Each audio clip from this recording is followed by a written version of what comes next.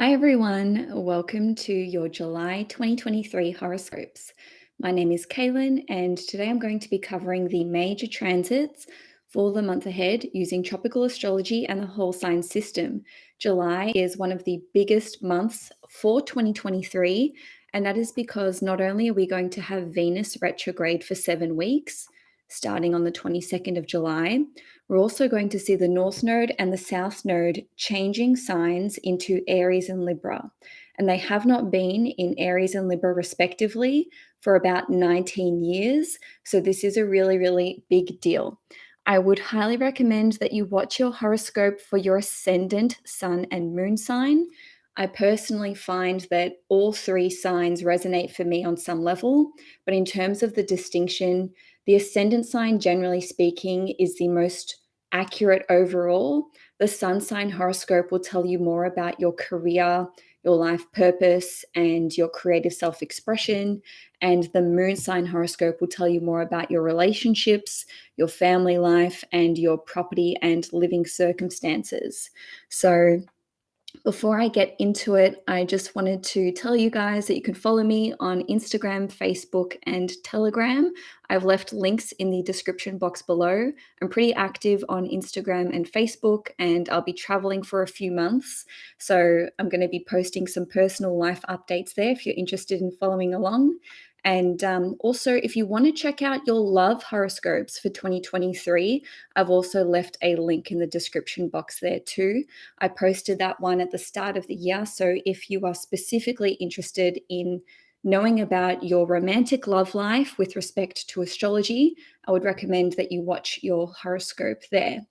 So, in terms of housekeeping, I mentioned this in my previous video, but I just wanted to reiterate that my private readings will be closed temporarily while I am traveling. I'm going on an extended several month-long trip. So keep watching my horoscopes because I will be uploading them onto YouTube. That's sort of the main way that I'll be maintaining CAISTROLOGY, and I'll definitely let you guys know when my private readings are reopened. And lastly, timestamps will be added within 24 hours after this video goes live. And also, please feel free to help me out in the comment section below with the timestamps. That makes a big difference and it really helps me. So thank you in advance. And one last thing. It's my name day today, my Greek name day. So Chronia Pola to all the other Calliopes, all the other Calliopes out there. All right, so let's begin with Aries. This is such a huge pivotal month for you guys because the North Node is entering your sign. But first, I am going to start off with the full moon in Capricorn, which is taking place on the 3rd of July. And this will be at 11 degrees in your 10th house. So your angular houses, meaning your 10th house, 4th house, 1st and 7th are really getting a workout this month, which means that this is when you can see really big changes happening in your life, like tangible changes.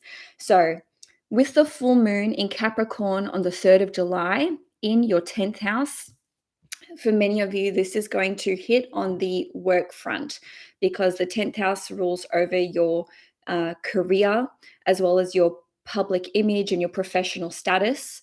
So for many of you Aries, you can expect there to be a shift in your public image or your, let's say, your current working set of circumstances. So some of you may be walking away from a job. You may receive a promotion in your current job. You may actually receive recognition for a job well done, or this could be the conclusion of some sort of professional responsibility, which has been quite burdensome for you.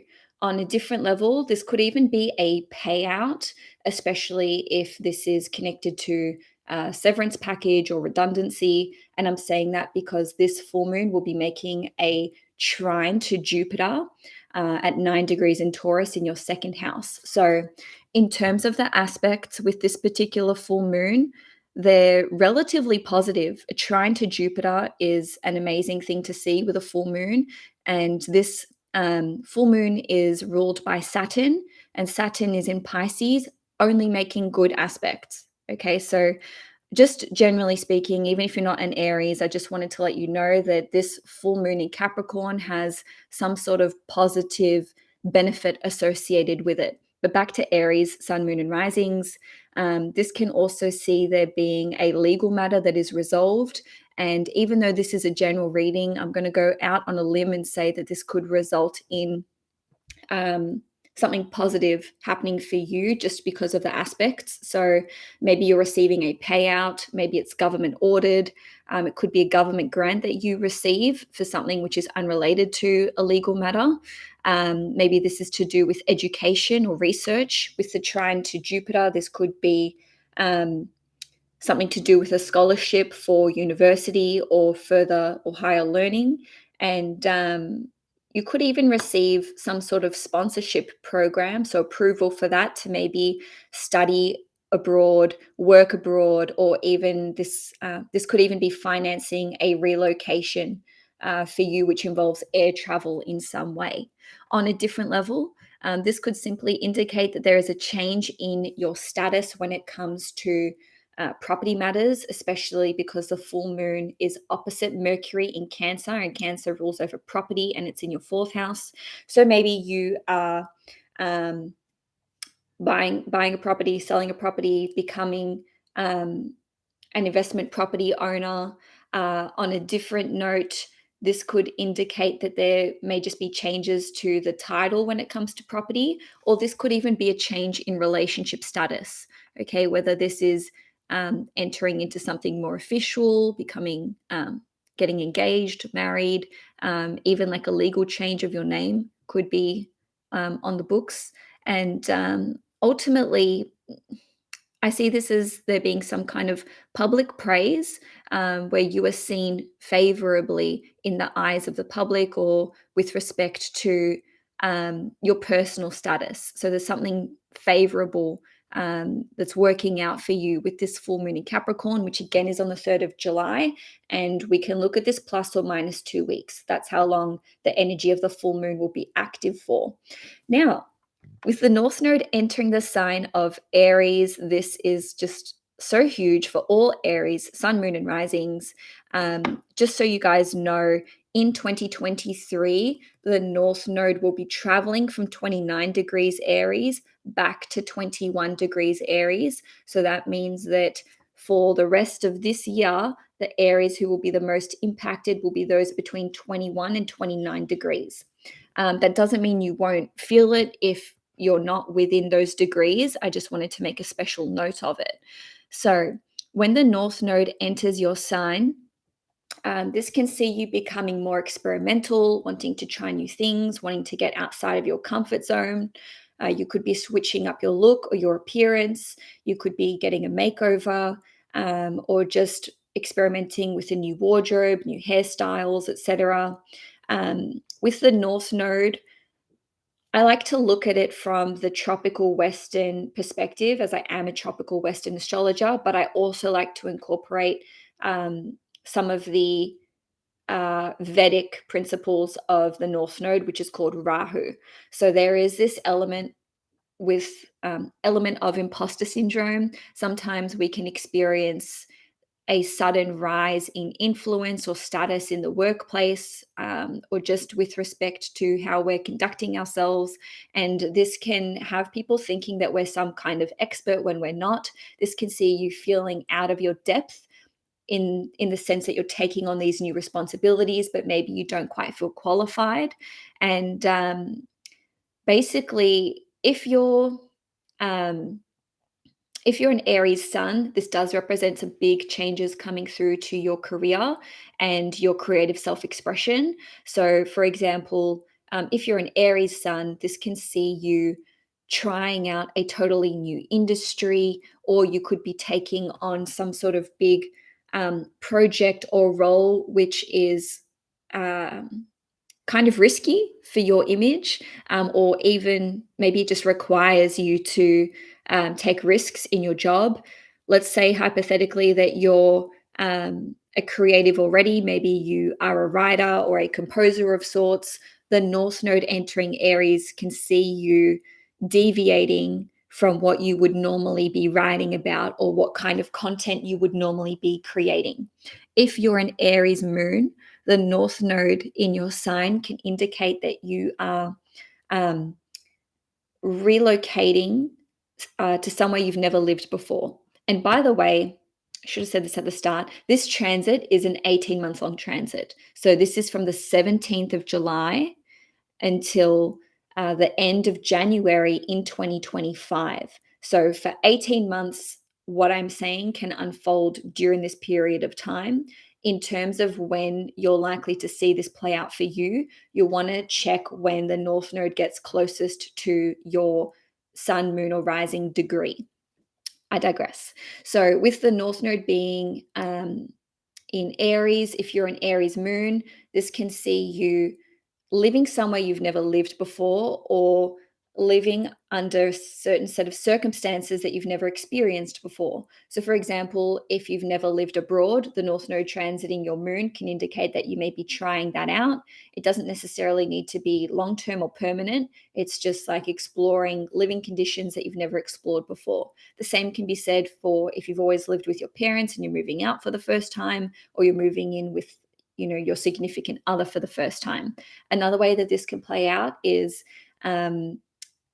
getting pregnant, okay, starting a family. So it doesn't necessarily need to be you that is getting pregnant.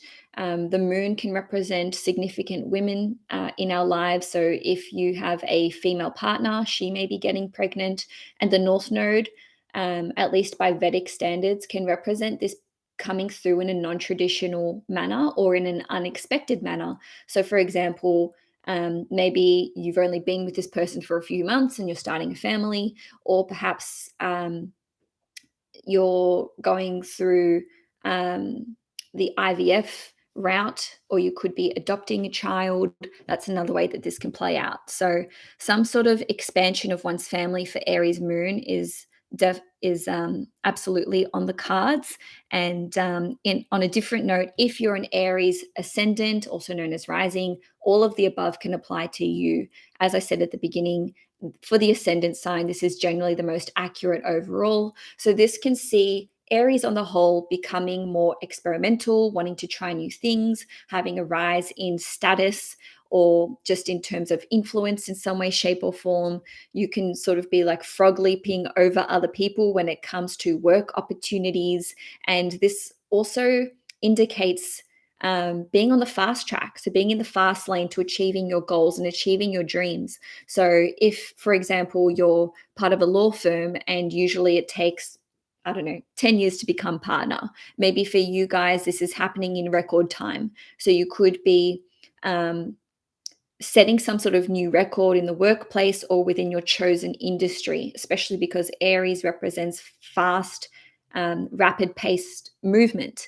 So on a different note, this can see you investing far more time in yourself that leads others to feeling like you don't have time for them.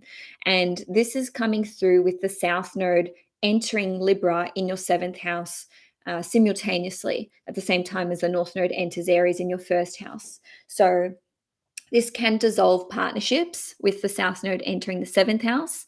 It doesn't necessarily have to indicate the end of a relationship or a marriage. It could just be that you have less time for your partner, because maybe you're focusing more on you, maybe you're focusing more on your business. North Node in Aries, you may be starting your own business.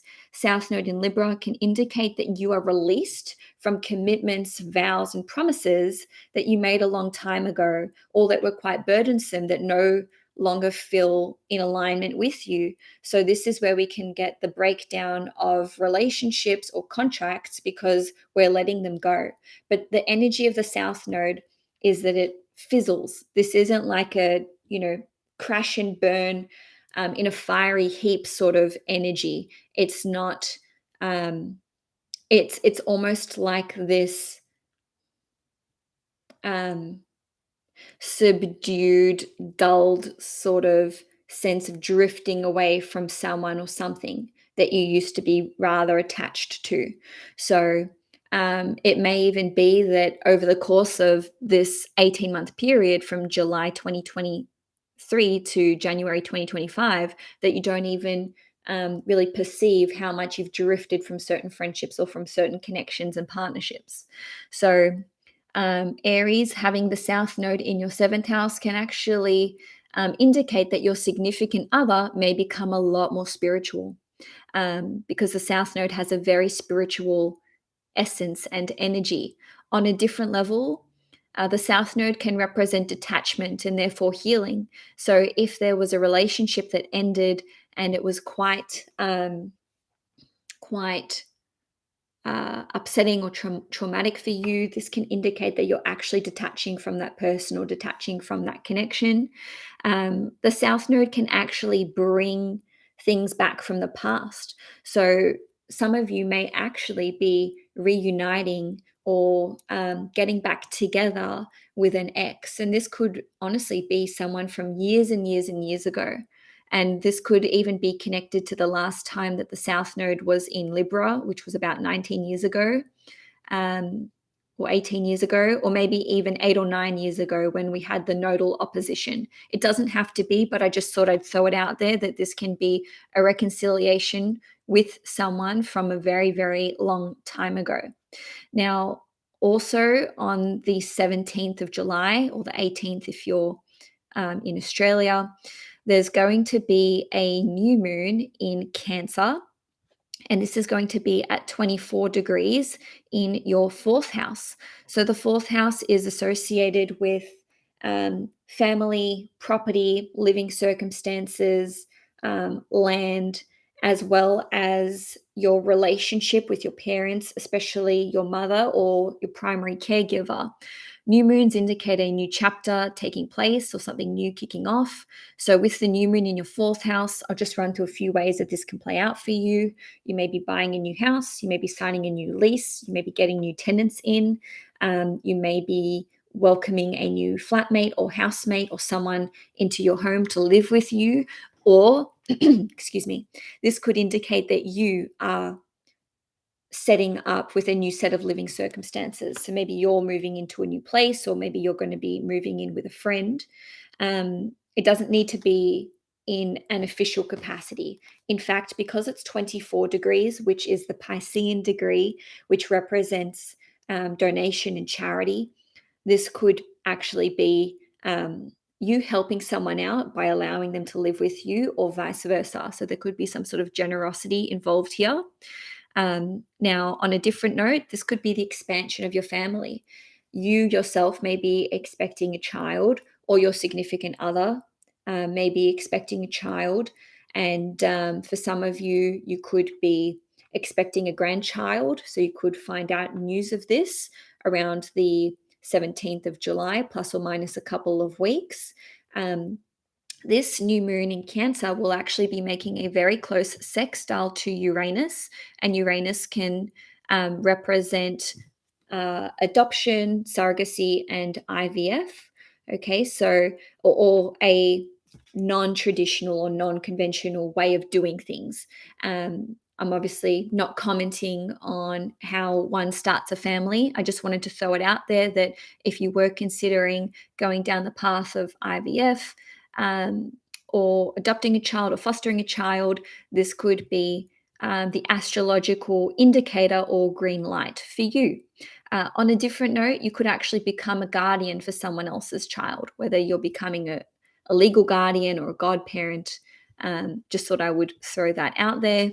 Now, lastly, with the new moon in Cancer, this could see you having some sort of new family commitment taking place. So maybe you will be looking after your parents or parent or someone elderly in your family. You may be organizing, let's say, live-in care, or maybe a retirement home for your parents, parent or grandparent, or just someone who's, like I said, elderly in your life, but probably a part of your family or someone you consider to be family.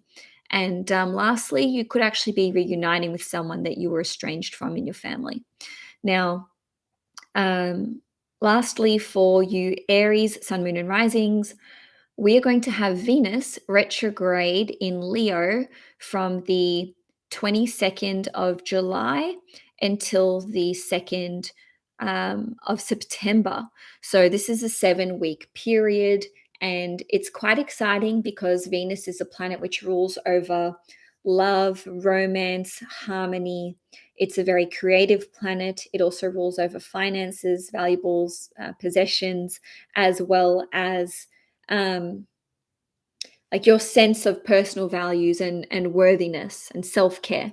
Okay, so with Venus retrograde in your 5th house, this can be activating things on the romantic front, also with children in your life, owning your own business, joy, happiness, love, said love already, and also going on vacation as well. So, with respect to owning your own business, because Venus is retrograde, this represents returning to something or doing something again or reevaluating how things are done. So, for some of you, you may be reopening your business, or you may be changing the aesthetic, the branding, the marketing, how you're presenting it, what you are selling, what services you offer, what products you offer. On a different note, this can be more of a long drawn out process when it comes to closing your business. So maybe this is you closing out client accounts, finishing off commitments and tenders, or collecting invoices, especially if they are outstanding, given that Venus rules over your 2nd house, which is finances, and also 7th house, which is contracts. You may be kind of like holding your client's hand when it comes to wrapping up your business. Maybe you are moving them on to people that you trust and can recommend to them.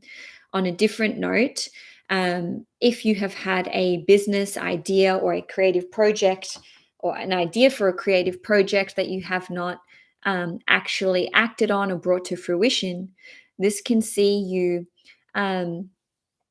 revisiting that idea, maybe going back to finish that creative project.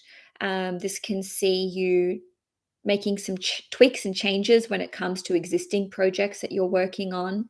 And on a different note, because the 5th house rules over hobbies and passions, for you Aries individuals, this may just be you getting back into something artistic, given that it's Venus. So maybe this is painting, drawing, dancing, cooking, singing, something to do with woodwork, maybe even gardening as well, as Venus rules over gardening. So you can just get back to doing something that you used to love. Now, because the 5th house rules over dating and romance, for some of you, this can see you re-entering the dating pool. Maybe you are reopening your online dating account. Maybe you have been through a period of not dating or not being interested in romance, and now you feel inclined to put yourself out there once more. This can see you reconnecting with an old flame or a lover from the past, or simply just flirting with someone that you used to be involved with in some way, shape, or form. Because the 5th house rules over children, this can see you perhaps wanting to expand your family once more, or if you were trying to start a family, then you put that on pause. This can see you going back to that. This can see some of you reconnecting with a child that you've been estranged from. And by the way, it doesn't need to be your biological child. This is any children in your life, just generally. So this could be nieces or nephews. On a different note, this can see you reevaluating and redefining the relationship that you do have with your children or with one of your children.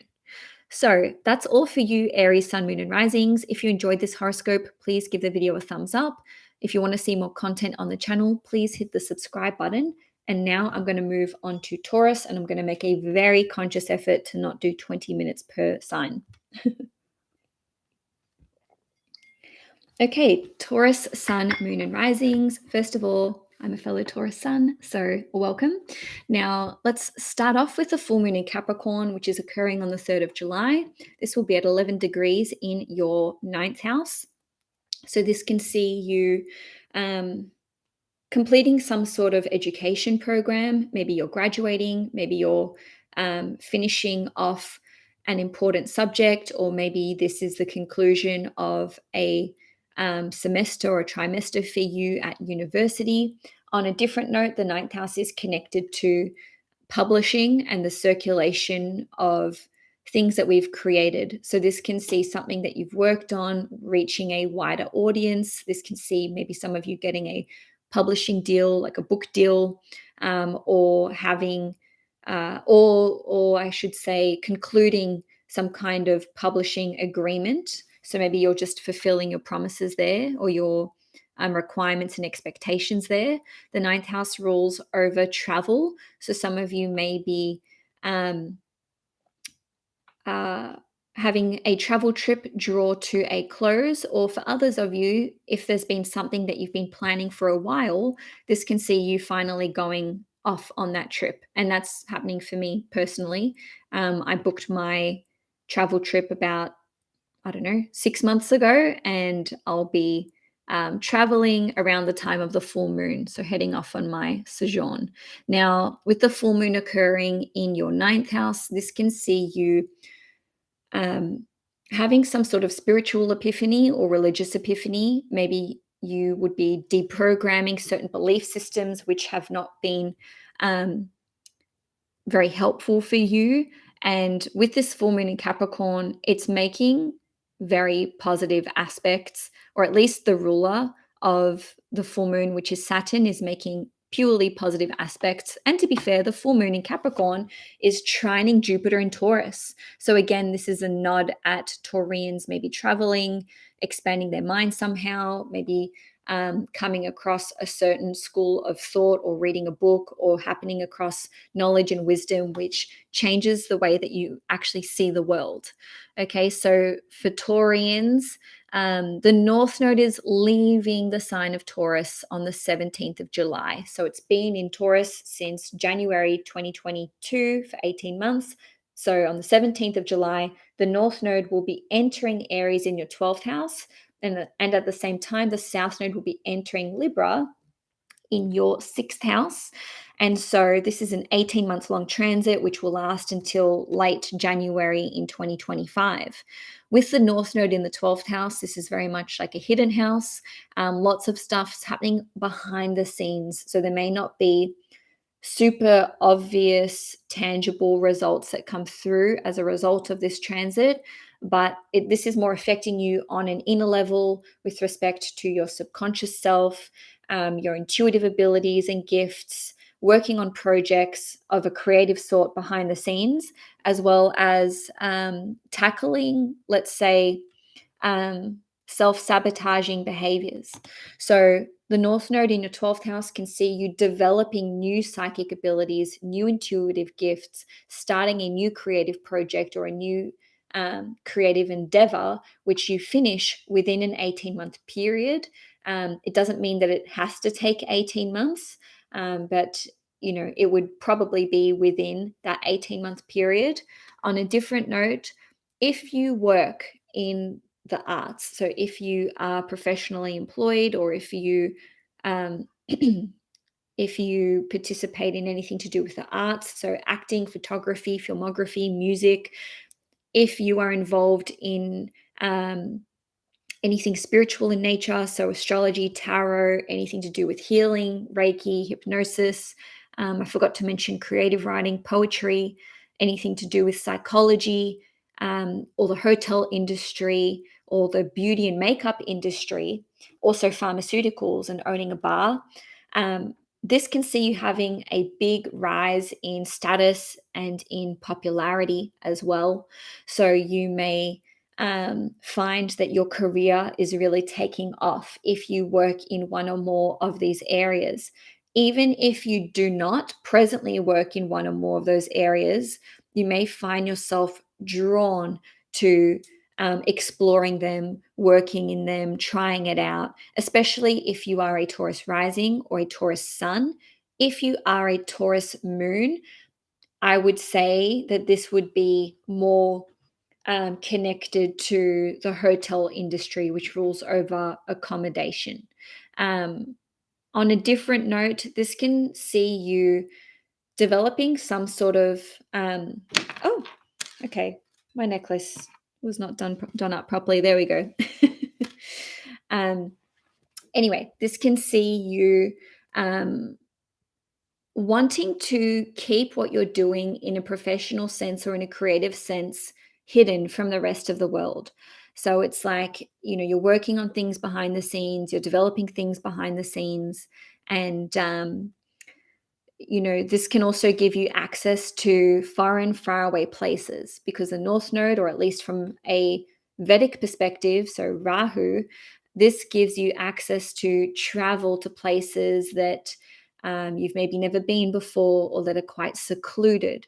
This can lead you to having some very large expenses, because the 12th house rules over big expenses. With Aries, there could be something fast paced or rapid about you spending money. So there could be like a sense of urgency to do so. You may be seeking out solitude and isolation a bit more. So you may find that you're becoming rather withdrawn. And I would just make a little note here to avoid, let's say, hedonistic behavior, in the sense that Rahu, or the North Node, really likes to indulge and overindulge, and it really doesn't want to deny itself anything. And the 12th house can sometimes indicate escapism and addictions. So the North Node in the 12th house can be given to forming addictions or escapism, especially through excessive substance use. So that's just a random note there. This is a general reading, so just take what resonates and leave what doesn't. With the South Node entering your 6th house, Taurus, this can indicate that there may be the end of a difficult conflictual situation that you've been dealing with. It could be the end of legal matters or court cases. This could be you seeing the end of a health ailment taking place. So it could just be dissolving itself. This could also see you letting go of bad habits that you've formed, because the 6th house rules over habits. On a different note, this can indicate reducing your workload. So maybe you're going from full-time to part-time, or full-time to, casual work or contract work. So the South Node has this dissolving energy, and the 6th house rules over health, conflictual situations, your work life. The South Node can also indicate being reunited with something. So if you've been out of work for quite a long time, this can see you actually re-entering the workforce, or an old employee may come back. If you own your own business, it may be prudent for you to actually downsize your payroll, so the amount of employees that you have.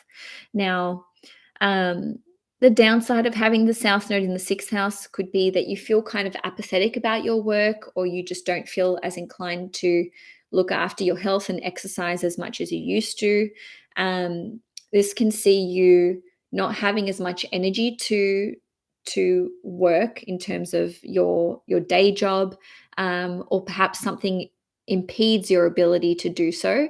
Now, on a different note, this can see you just being a little bit disorganized, with the South Node being in your 6th house when it comes to admin tasks, so daily tasks and duties.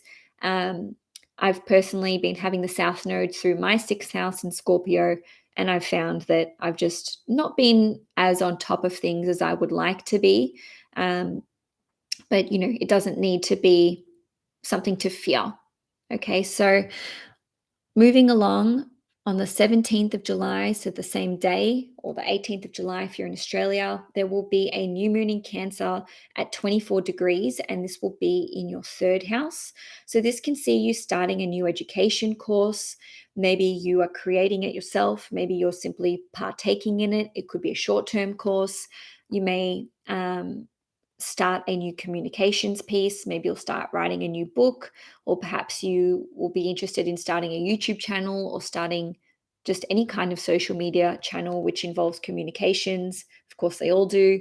The 3rd house rules over friends. So this could see you making a new friend or a new small group of friends.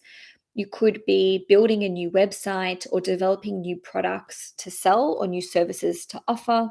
You may actually go into business with a friend, or with a relative, perhaps a sibling, or you could be starting a business from home or starting to simply work from home, especially because um, Cancer rules over the home and the third house represents um, like your meetings and daily processes when it comes to work and clients and whatnot. So, um, lastly, with the new moon in your third house, some of you may be sitting a test or an exam, or you may be going for some sort of qualification or diploma.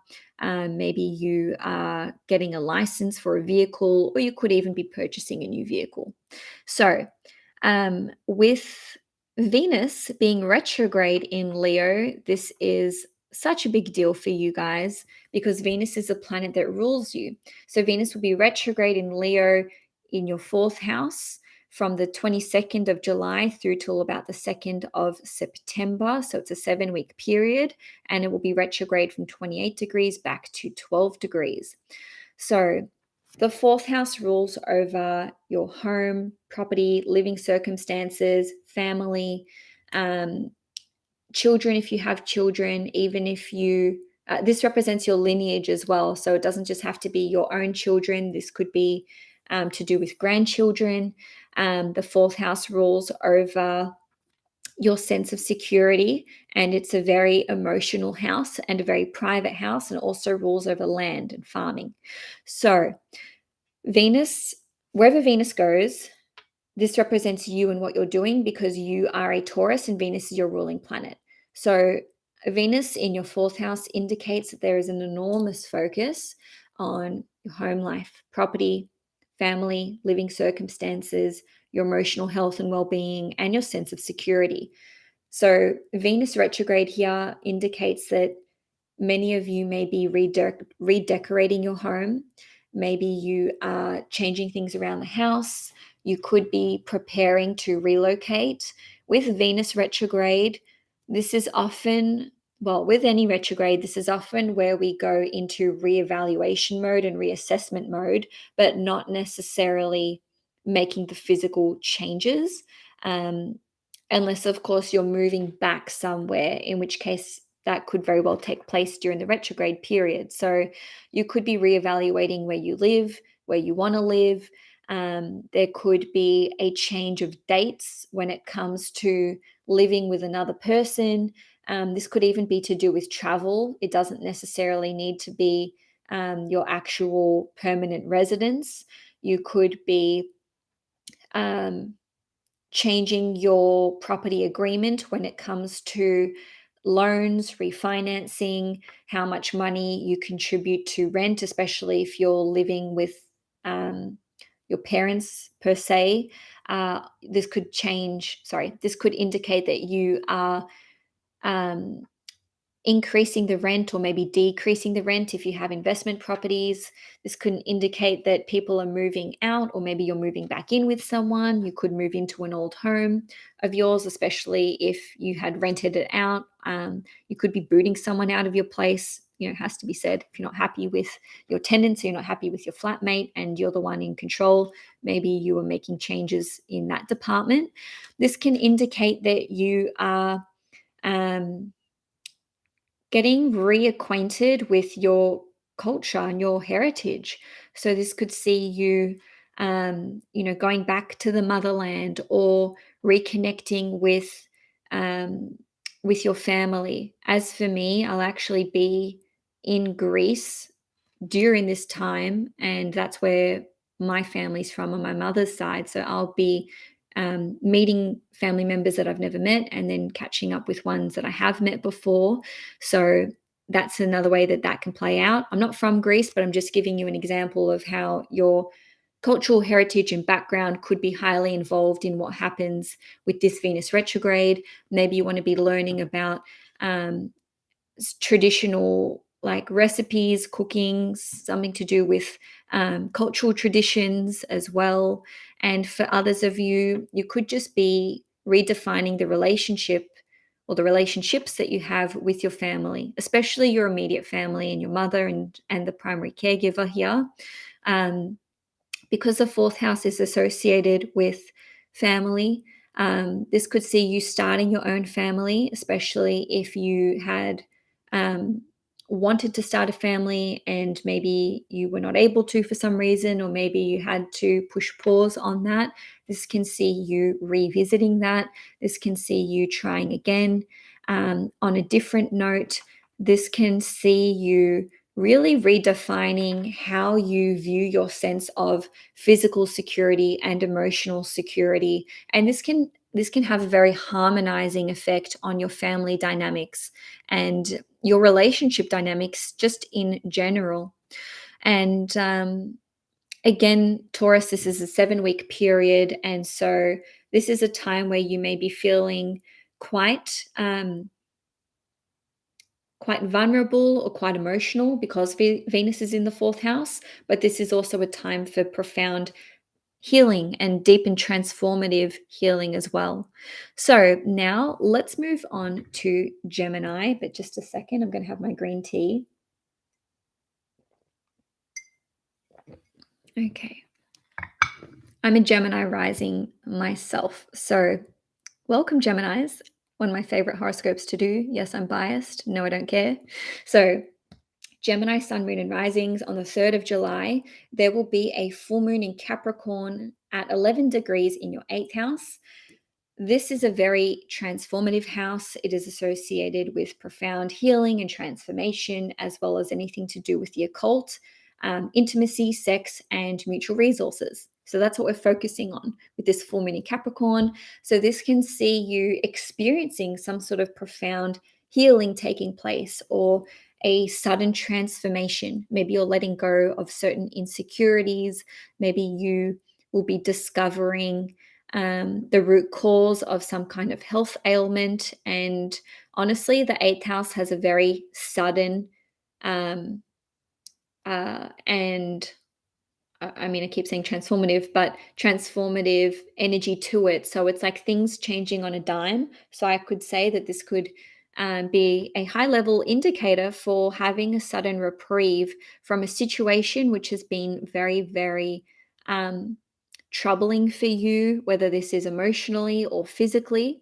And the reason why I'm focusing on the positives here is because this full moon in Capricorn is making a trine to Jupiter in Taurus, which represents some sort of healing taking place, or some sort of blessing or good fortune or good luck coming your way. And also the ruler of the full moon is Saturn, and Saturn is only making good aspects, which is very rare. For a planet to only make good aspects. And, with Saturn, that's what we want. Okay. So it's like an obstacle or a blockage is being removed from your life. And this could be impacting you on an emotional level, physical, spiritual, psychological. Now, excuse me, this could see you having a very enlightening and illuminating psychic reading or occult or spiritual reading. You could receive this from another person, meaning you could go and see like a psychic or a tarot reader, or if you do your own tarot readings for yourself or your own astrology readings, this could see you having some sort of success in this department where you glean information from a divinatory practice, which is somehow extremely helpful and beneficial for you. Another way that this full moon can play out is that this may indicate the conclusion of shared resources with another person, so mutual resources with another person. Maybe you're closing out a bank account, maybe you're paying off a loan, maybe someone is paying you back for something. On a different level, this full moon is opposite Mercury, which is your chart ruler. So this really draws you, well, us as Geminis, into the energy of this full moon. So you can be released from some kind of fear, released from some sort of insecurity or addiction. And this can see you no longer feeling bound or beholden to someone else via financial means or the resources that another person shares with you. This could also indicate cutting energetic cords with someone whom has been quite a toxic influence in your life, or maybe you simply had a toxic relationship with them. Doesn't necessarily mean that that person is toxic, but maybe the dynamic between the two of you has been toxic, and now you can really release that and let that go. Because Mercury is in Cancer, this would probably be with someone who is family to you. Now, lastly, Cancer rules over property and living circumstances. So this can indicate the change or a transformation taking place, which is positive with respect to your living circumstances and your home life. Now, on the 17th of July, the North Node is going to enter the sign of Aries in your 11th house, and it will be there for 18 months. This indicates new goals coming through, new dreams for the future. The sky is the limit here. And this can also indicate that you are expanding your network, making more friends, maybe joining a new community, making more acquaintances. You could be starting a new social media account or platform. Your existing one may become more popular somehow. Fingers crossed for me. It's a Gemini rising. On a different note, you may be experimenting with your online persona. Maybe you are exploring exciting topics or something that's a little more taboo. The 11th house is associated with passive forms of income. So this could see you experiencing a salary increase during this 18-month period, or you may start a new stream of passive income. So this could be dividends, rents, royalties, and so on and so forth. This could see you actually having someone come and invest in one of your business ideas, your business or a creative project of yours. And also the 11th house is associated with awards and recognition. So you could be receiving some sort of recognition for the work that you've done, and this could be coming through unexpectedly, or this could be like you almost like breaking out into a new category when it comes to the industry that you're in or developing something new. The 11th house is associated with innovation and inventions, and it's a business house too. And so the North Node has this innovative, experimental energy to it. So this can see you taking bigger risks when it comes to your business and investments. The downside of the North Node in the 11th house is that you may be rather fixated with your ambitions and your goals. So just be happy. Sorry, I just read something in the live chat. I read so happy. I caught you live. Thank you. I was going to say so happy. This is why I actually avoid reading the comments when I'm mid-flow. I digress. So this could see you becoming very goal-oriented and biting off more than you can chew. Okay, so just be mindful not to spread yourself too thin. And the same can be said for taking on too many collaborations or long-term projects. At the same time as the North Node entering Aries in your 11th house, we're going to have the South Node entering Libra in your 5th house, and it will be there for 18 months. So this can see you reconnecting with a former lover or an old flame. You may be giving your relationship another chance. Worst case scenario is that an existing romantic connection peters out, but it doesn't have to work that way. I would love to really look at Jennifer Lopez and Ben Affleck's chart to see how their North Node and South Nodes are playing out, because, they got back together after 19 years, which is how long it takes for the North Node to get back to where it was and do a full orbit. You can really see my Gemini flowing consciousness flag flying there. Now, with the South Node being in your 5th house, this can see you reuniting with a child that you've been estranged from. This can see you actually getting pregnant unexpectedly. If we take the Vedic interpretation of the South Node, which is Ketu, this is like some sort of confusion. So this could be an unplanned pregnancy. On a different level, with respect to your romantic love life, this can see the person that you're dating becoming more spiritual somehow, or your love life takes on a more spiritual dynamic. Maybe you are meeting someone who you feel that you were connected to in a past life. The 5th house rules over our creative hobbies and passions, and the South Node has this energy of perfection to it. So this can see you perfecting some sort of creative process or artistic pursuit. Now, for others of you, you may be reopening a business, or you may be wanting to revisit an old business idea or creative idea. It kind of has retrograde energy to it.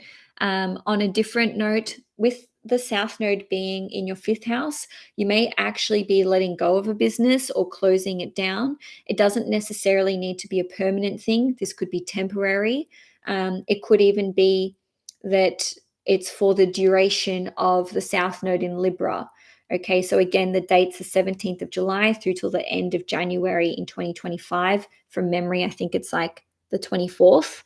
On a different note, this can see you being able to channel your creative talents. So the South Node or Ketu has very spiritual energy to it, and it allows us to channel, let's say, divine inspiration. So the South Node in the fifth house can see you producing some beautiful creative works. Now, let's just see. On the 17th of July, we're going to have the new moon in Cancer at 24 degrees in your second house. So this represents a new chapter starting in your life. So this can see you generating a new stream of income, procuring a new type of resource or buying resources in some way, shape, or form. Cancer is ruled by the moon, and the moon rules over silver. So you may be investing in silver. On a different note, because Cancer rules over property and real estate, and 24 degrees is the Piscean degree, which is associated with large expenses, and this is in the second house of money and finances. There may be a large purchase that you are making, which is being put towards your house, or maybe it's redecorating, maybe it's to do with property and living circumstances.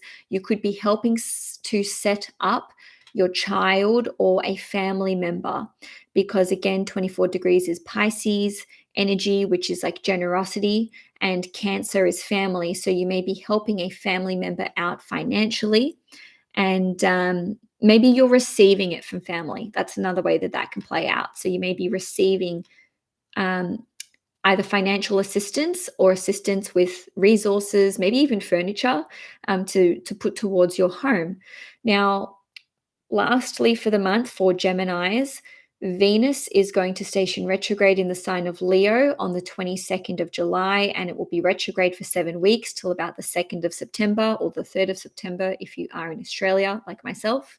So with Venus being retrograde in your third house, this is all about you reevaluating your friendships, your relationships with clients, friends, co-workers, as well as siblings and relatives. And that is because the third house rules over these individuals. So you could be reconnecting with siblings or relatives, or friends. You could be redefining how these, let's just say, the give and take in these relationships. You could be enjoying time spent with them, especially if there's been a bit of distance between you.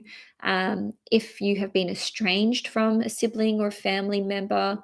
And when I say family member, I more so mean relatives like cousins, aunties, and uncles, and extended family. This could see you getting reacquainted with them. As for me, like I said, I'm a Gemini rising. And I mentioned in my Taurus horoscope that I'll be traveling to Greece where I have family, and I'll be meeting a lot of extended family, some who I've met before, some whom I've never met. So that's another way that that can be playing out for you. On a different note, the third house rules over client relationships and co-workers, as well as just contracts in general. So this could see you reestablishing the terms of a contract. This can see you reestablishing the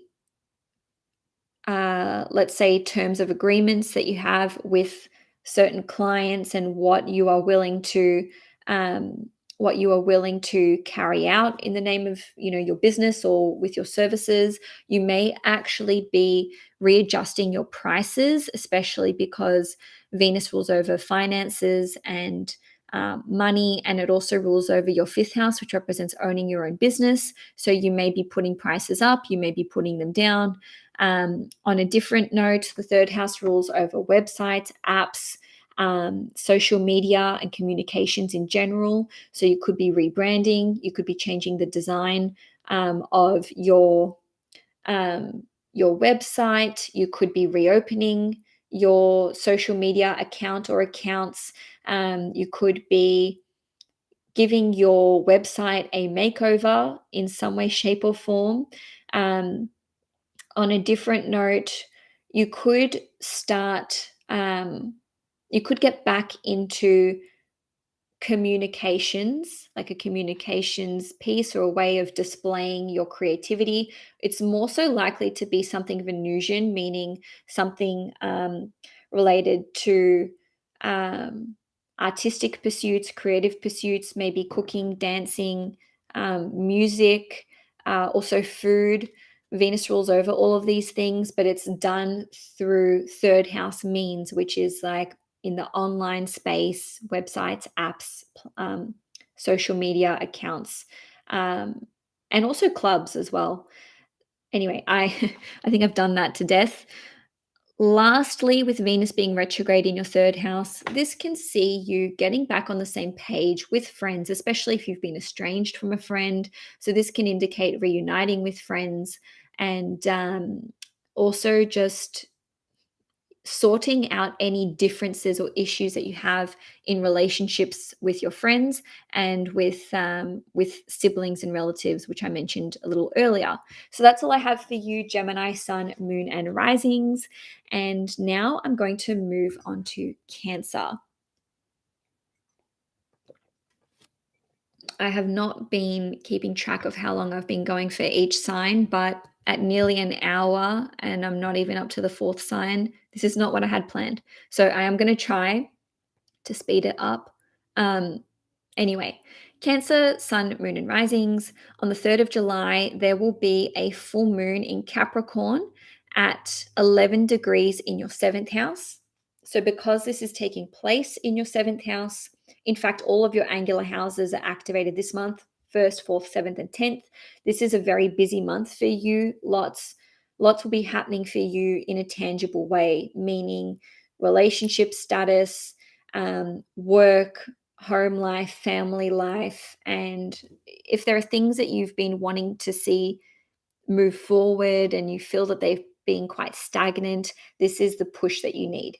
So, with the full moon taking place in Capricorn in your 7th house, this can indicate fulfilling a contract, the conclusion of some sort of promise that you've made to another person or an expectation that they have of you. This can see you completing a job that you're doing for another person. Maybe you're wrapping up a client deal or a client relationship. This can see you actually um, securing maybe a contract which is connected to property, especially because this full moon is opposite Mercury in Cancer, and Cancer rules over property. On a different note, this can see you taking your relationship to the next level, maybe becoming exclusive, maybe just figuring out where you stand with another person. On a different note, this can see you having a very illuminating conversation with your significant other or with a close friend of yours. On a different note, for those of you who are in relationships already, a full moon in your 7th house can indicate that your significant other is experiencing some sort of notable um, um, change in their life. Maybe they're achieving a goal, changing a job. They could be getting pregnant. On a different note, full moon in the 7th house can indicate that your significant other may be going through an emotional period. And again, this is the 3rd of July, plus or minus 2 weeks. Now, on the 17th of July, the North Node is going to enter the sign of Aries, and this will be transiting your 10th house for 18 months. So for Cancer, you guys are going to have the North Node there from 17th of July 2023 through till the end of January in 2025. And this in 2023, the North Node and the South Node will be going from 29 to 21 degrees Aries and Libra, so it travels backwards, meaning that the Cancerians who will be the most impacted will be those between 21 and 29 degrees in 2023. The rest of you will feel it more so next year in 2024. Nevertheless, the North Node in the 10th house can indicate that you are working in a capacity that you've never worked in before, or working in an industry or in a way that you've never worked in before, because the North Node has this experimental sort of daredevil energy.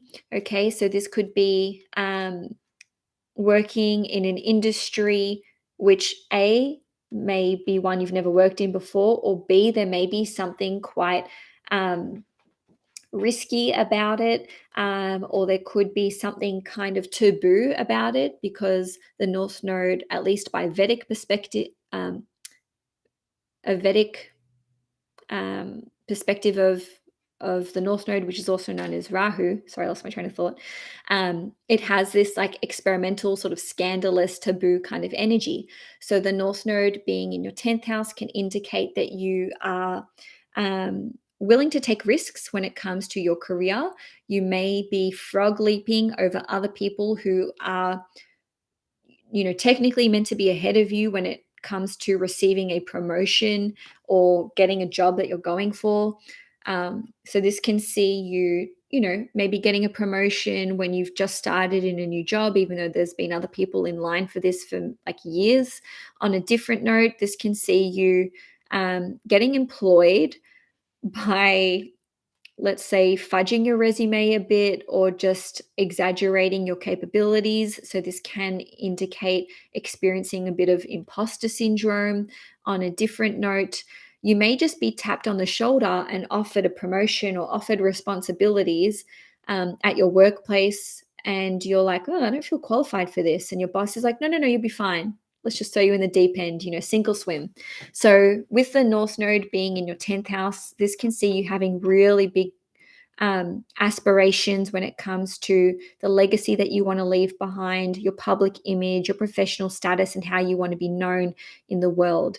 This can indicate somehow, let's say, there being a little bit of drama following you or a little bit of gossip, just because the North Node transiting your 10th house just gives you this high level of exposure where people kind of go like, oh, what are they doing? Or, oh my God, I can't believe they're involved in this career or that they're entering into this relationship.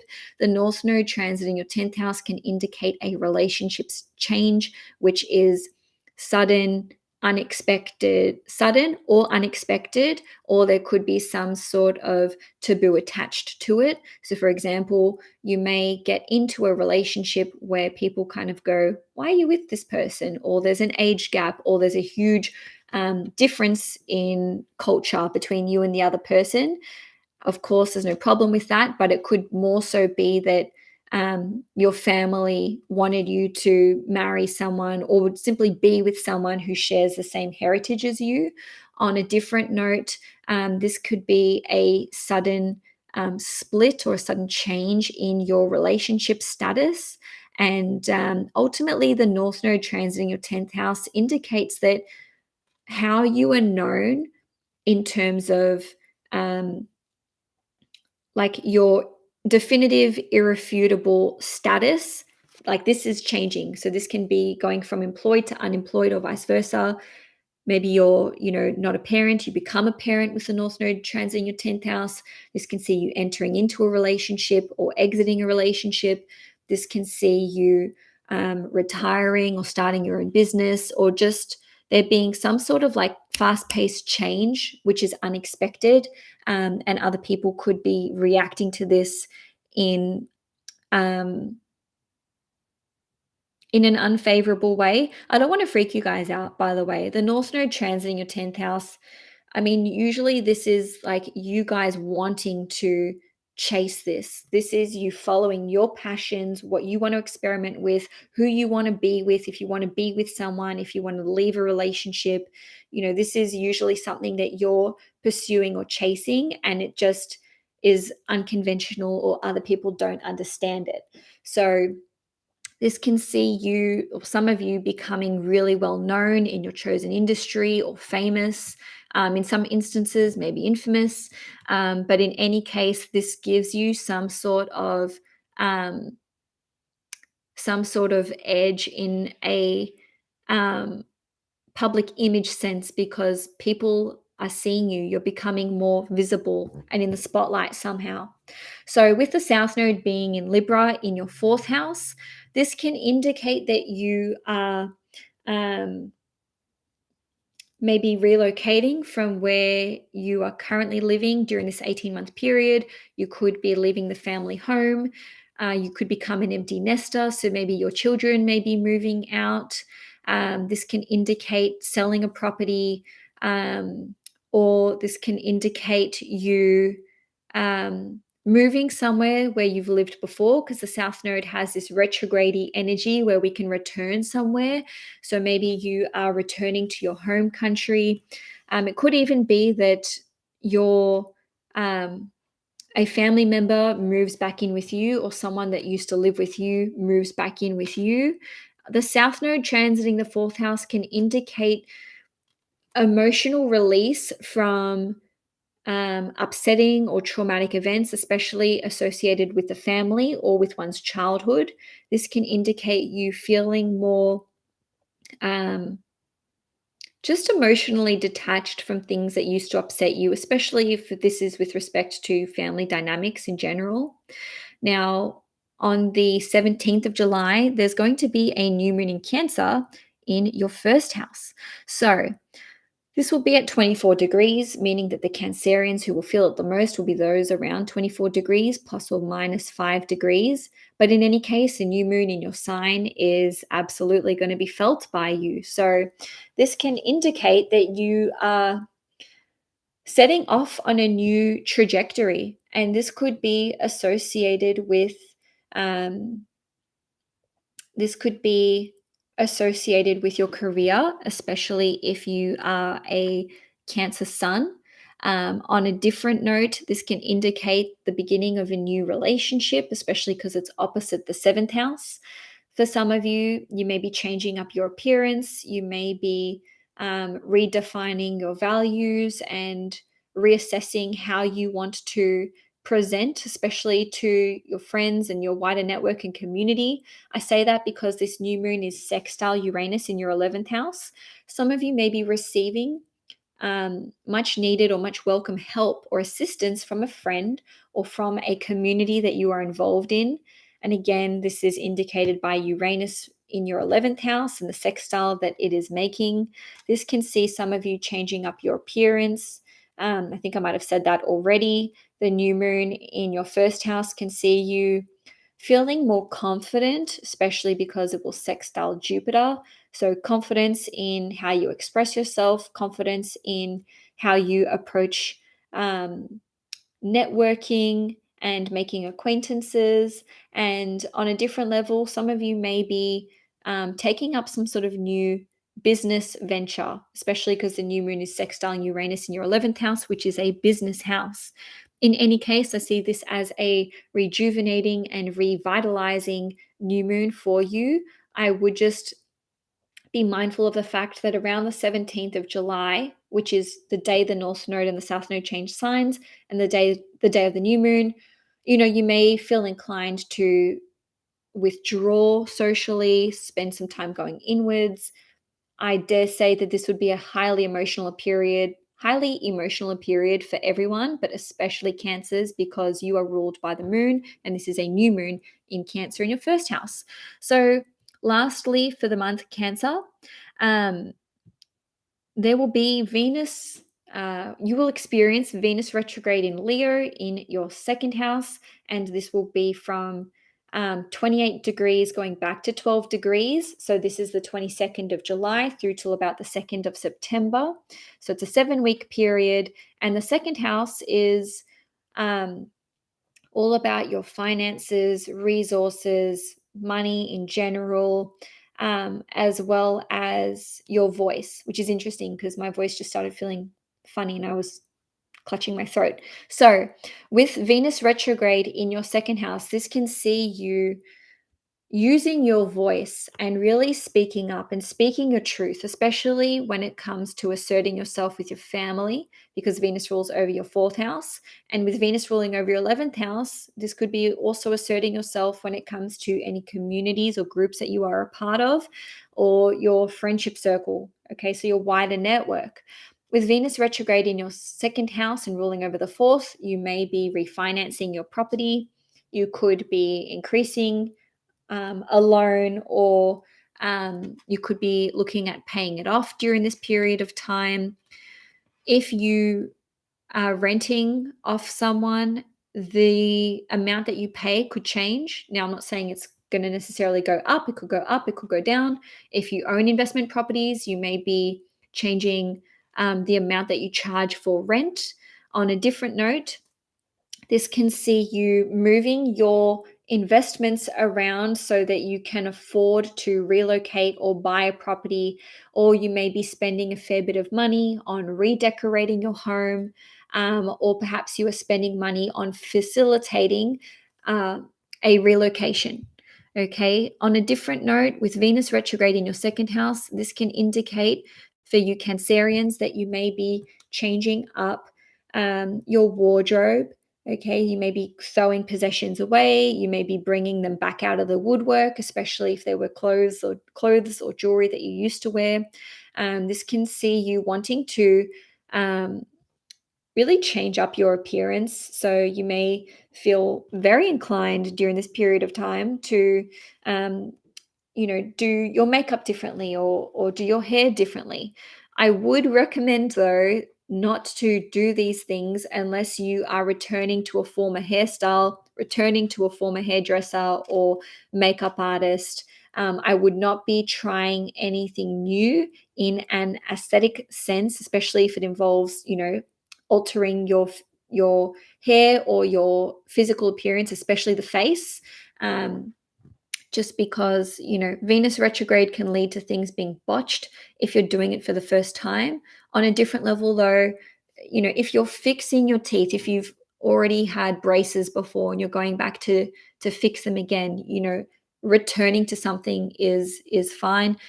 Just remember, though, that this is a general reading, so take what resonates and leave what doesn't. Ultimately, with Venus retrograde in your 2nd house, this can see you thinking long and hard about how you've invested your money, what valuables you have, what possessions you have. You may be wanting to sell them.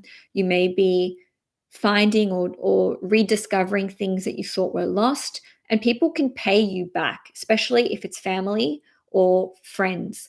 Okay, so if people owed you money, this can be the time, the 7-week period where they are actually paying you back. So Cancer, that's all I have for you for July.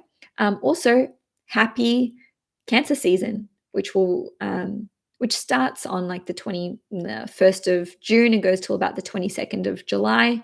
So happy birthday to all you Cancerians and happy Cancer season. I'm going to move on to Leo now, but just bear with me.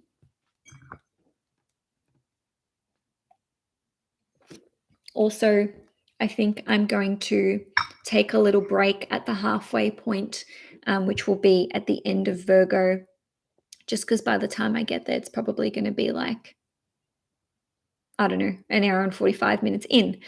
Okay, so Leo, Sun, Moon, and Risings.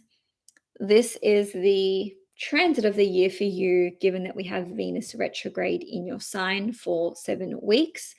I am going to start off with the full moon in Capricorn, though. So this will be taking place on the 3rd of July at 11 degrees in your 6th house. And full moons indicate the end of a chapter taking place or the end of a cycle. So this can see the end of a conflictual situation taking place for you. Again, it's on the 3rd of July, but the energy of the full moon will be with you for, plus or minus 2 weeks. So this can indicate an issue that you've been experiencing finally subsiding. The 6th house rules over conflict of all kinds. On a different note, the 6th house rules over work. So this can see you either walking away from a job, or you may be securing a job, especially if you've been looking for a while. This can see you no longer having to carry out some sort of burdensome or trivial work task or responsibility. Also, the sixth house rules over cleaning habits and health and your routines in general. So with a full moon occurring in your sixth house, this could be the end of a um, admin task or something to do with cleaning. On a different note, this can see you paying off a loan, or a loan or a penalty could be waived. Now, there is something fortunate which is coming through with this full moon in Capricorn, and I say that because it is trine Jupiter in Taurus. So this represents that some sort of blessing and good luck is coming through for you, blessing or good luck or both. The full moon is ruled by Saturn, and Saturn is making exclusively positive aspects, which is very, very rare. So there is some sort of something permanent connected to this full moon, or something durable and long lasting. So I see this as, if you're resolving an issue, or there's some sort of conflictual situation, or maybe even a health issue that's been taking place, you're putting it to bed in a very permanent way, or in a long lasting way. Okay. On a different note, this can see some sort of healing taking place for your pet. So, if your pet has been experiencing health issues or ailments, the trine to Jupiter in Taurus can indicate that your pet is receiving a blessing. Now, moving along, on the 17th of July, the North Node is going to enter Aries in your ninth house, and the South Node will be entering Libra in your third house. This is an 18-month long transit. So Leos, with the North Node entering your ninth house, this can see you feeling more hopeful for the future, more ambitious. You can actually develop prophetic or intuitive abilities and receive downloads of information. This can see the way that you experiencing the world and your personal set of belief systems expanding. You can break out of poor programming in terms of your belief systems. This can see you believing in some very taboo things that are associated with, let's say that they're non-conventional. So this can see you subscribing to beliefs in terms of how the world works, or maybe even religious, or not religious, but political or spiritual beliefs that are really out there. The North Node has this rebellious energy to it. So if you have previously been very religious, this can see you breaking out of that. And in any case, I do see this as you breaking away from former belief patterns or mindsets, or a mindset that you have had in the past. On a different note, the ninth house rules over travel and international relations. So, with the North Node transiting your ninth house, this can see you spontaneously or impulsively going on an international trip. This can see you becoming acquainted with people who have a very different cultural background to you. This may, for some of you, indicate that you can have, let's say, new doors and opportunities opening up for you when you do travel, because the North Node gives this let's say, insatiable experimental energy to whatever house it is transiting. And when we are engaging in whatever that house rules over, this is where we can experience good luck, or something fortuitous happening, or something like random and unexpected happening. So I would actually highly recommend that you do seek out travel during this time, and that you do seek out maybe new mentors or coaches, or let's say something to do with education, like educating yourself in an area that you've never learned about before, because this will somehow expand your worldview and put, let's say, lucky opportunities in your path. or on your path, because the ninth house is associated with your dharma, which is your good luck. Now, on a different note, this can see you experiencing some sort of imposter syndrome when it comes to education and higher learning. So maybe you get accepted into a university or a college program where you're like, I don't know how I landed this gig. I don't know how I got into this. I feel like other people are smarter than me, or that I'm a little bit out of my depth here. It doesn't necessarily mean that you are. It's just that sensation of, what am I doing here? And the same can be said for if you are traveling abroad. You may feel really a lot like an outcast or an outsider. You may feel sort of out of your depth, but this is the perfect time to expand your worldview, to learn new things, maybe learn new languages, and travel to places that you've never been before. With the North Node in your ninth house, Leo, I would just warn against becoming very fanatical with your belief systems, whether these are political, religious, or spiritual. The North Node or Rahu can have obsessive energy to it. So you just want to guard against becoming completely fixated and obsessed with your views of the world. And the North Node also, the ninth house rules over education and therefore preaching. So the North Node in your ninth house can give kind of preachy energy. So again, you may just want to guard against this, unless, of course, you don't care, in which case, go for it. Now, also on the 17th of July, the South Node is going to enter your third house in Libra. Okay, so Leos, this can indicate that some of you may be either letting go of old friendships, because the South Node can have this sort of dissolving energy, but the South Node can also indicate retrograde sort of energy where we're bringing things back from the past. So on one level, you may be cutting ties with certain friends or a group of friends. But on a different level, you may be reuniting with someone that you've been estranged from. You may be getting back on the same page. The South Node has this energy of forgive and forget. Okay, maybe not forget, but just forgiving and truly moving on and detaching. Okay, so the South Node being in your third house can also indicate that less time is spent on the daily commute. This can indicate that things are a bit less hectic with work or with your projects, just because the third house rules over clients and meetings and deadlines. The South Node in your third house can actually indicate that you are completing an apprenticeship or completing some sort of education course or project. On a different note, the South Node has this energy of mastery and perfection. So you could be perfecting some sort of skill, whether this is writing, speaking, presenting, or using some sort of tool or equipment.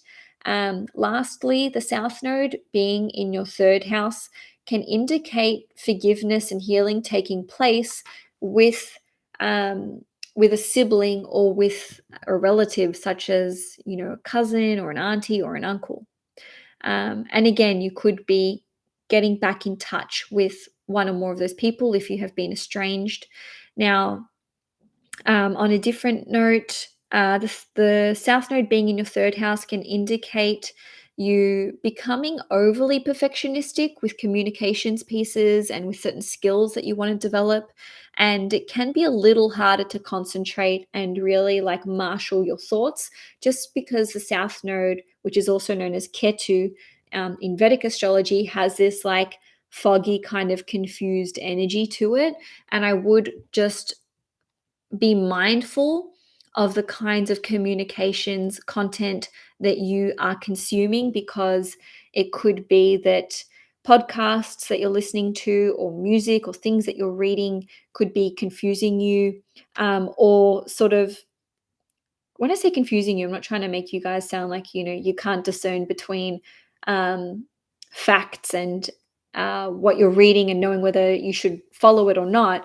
It's more like it could be diluting your own personal mindset, and it could be contributing to a pessimistic way of viewing the world, or foggy or clouded way of thinking, because you're not you're not focusing enough on being in your own energy, and so you may be taking on too many thoughts and opinions of other people. I hope that that makes sense.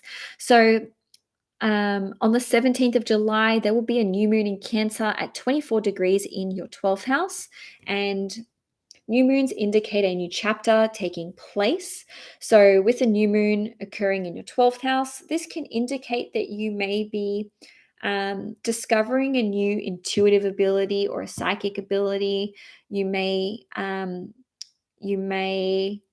get into tarot or something spiritual or esoteric in nature. Maybe this is like a meditation practice or a yoga practice.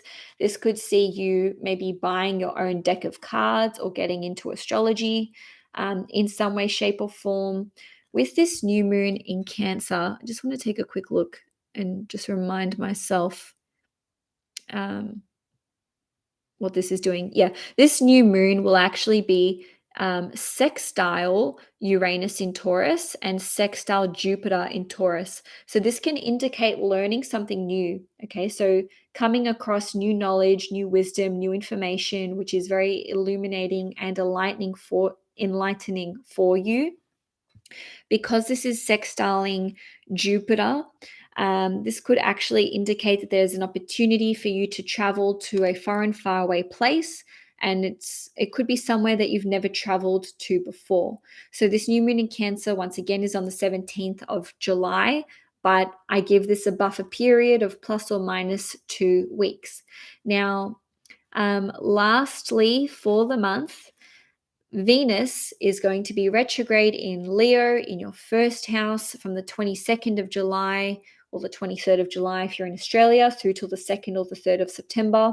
So it is a 7-week long period, and Venus will be retrograde from 28 degrees going back to 12 degrees. So first of all Leos will feel this on some level. You will not come out the other side being unchanged. There will be some sort of reevaluation process taking place. And what I wanted to say though is that the Leos who will be the most impacted will be those between 12 and 28 degrees.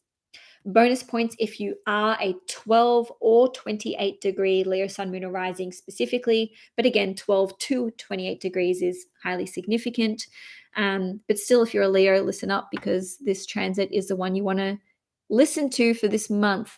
So Venus retrograde in your first house can indicate that you are changing up your physical appearance, rethinking how you look, how you present, how you communicate, how you talk, how your voice sounds, how confident you are, your dress sense, how you do your hair, what clothes you're wearing, how you carry yourself, even your posture, because this is taking place in your first house.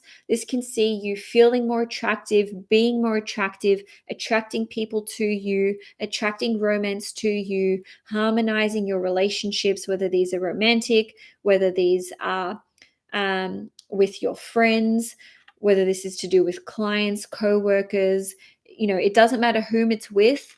Venus retrograde in your first house indicates that there is such an enormous focus on your relationships, period. So this can see you actually getting on the same page as another person, restoring harmony and balance to relationships that you are in, really assessing whether there is equal give and take in your given relationships. And if there's not, you may really want to be addressing this during this period of time. This is a very positive period for romance, because Venus is a planet of love and relationships. So Venus retrograde in your first house can indicate that you are getting back into the dating scene. Maybe you are being reunited with an old flame, or someone who you've been romantically involved with. If you're already in a relationship, this can see you ironing out issues and difficulties within that relationship and feeling like you are being heard, especially because Venus rules over your third house, which is communications. And the same can be said for the people that you're involved with in relationships of all kinds. This is like hearing them out. How do we restore balance to our connection? How do we get on the same page? This can indicate renegotiating contracts, especially because Venus rules over the third house, which is contracts, and it rules over your 10th house. So this could be to do with your work status, anything to do with business, anything to do with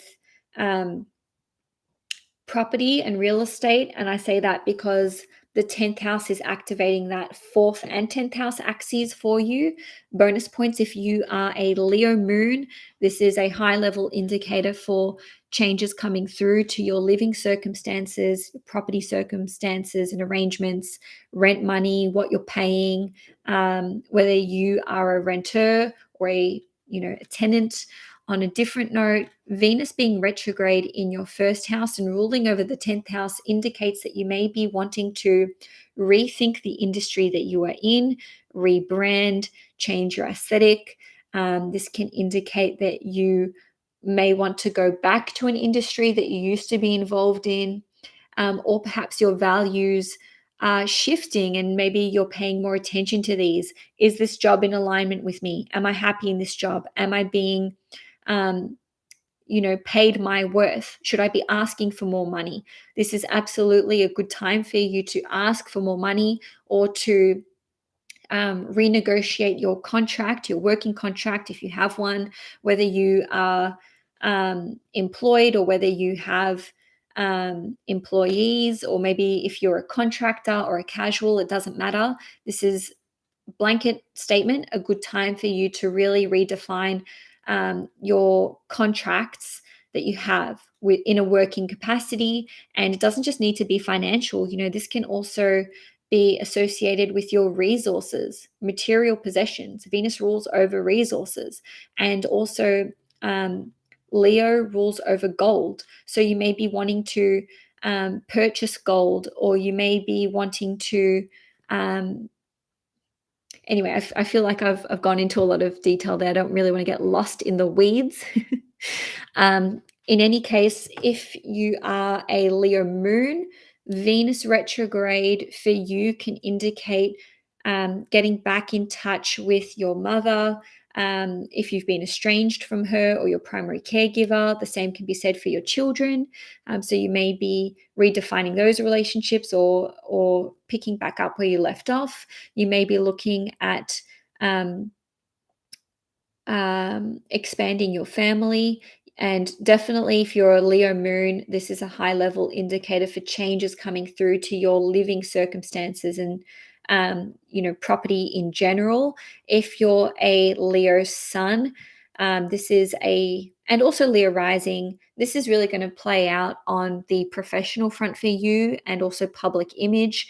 And no matter whether you're a Leo sun, moon, or rising, this is also a time where your relationship status can change because Venus rules over relationships. So Venus retrograde can indicate reverting back to something, or a relationship being redefined in some way. So you may come out the other side of the retrograde period, having gotten into a relationship or coming out of a relationship, or maybe you've gotten back with an old lover.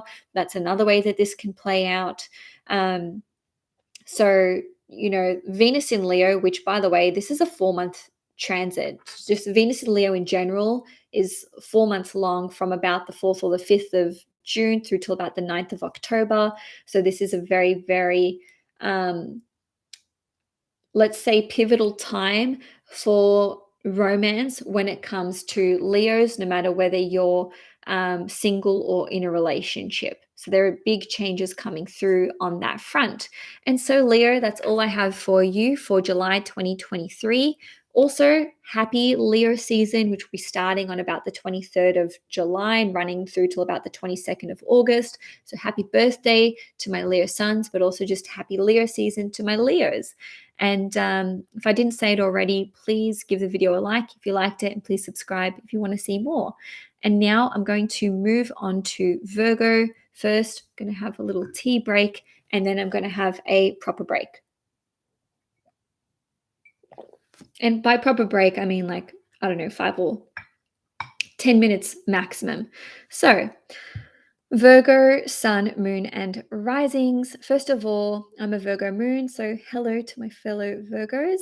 Now, let's start off with the full moon in Capricorn. This is taking place on the 3rd of July in your fifth house.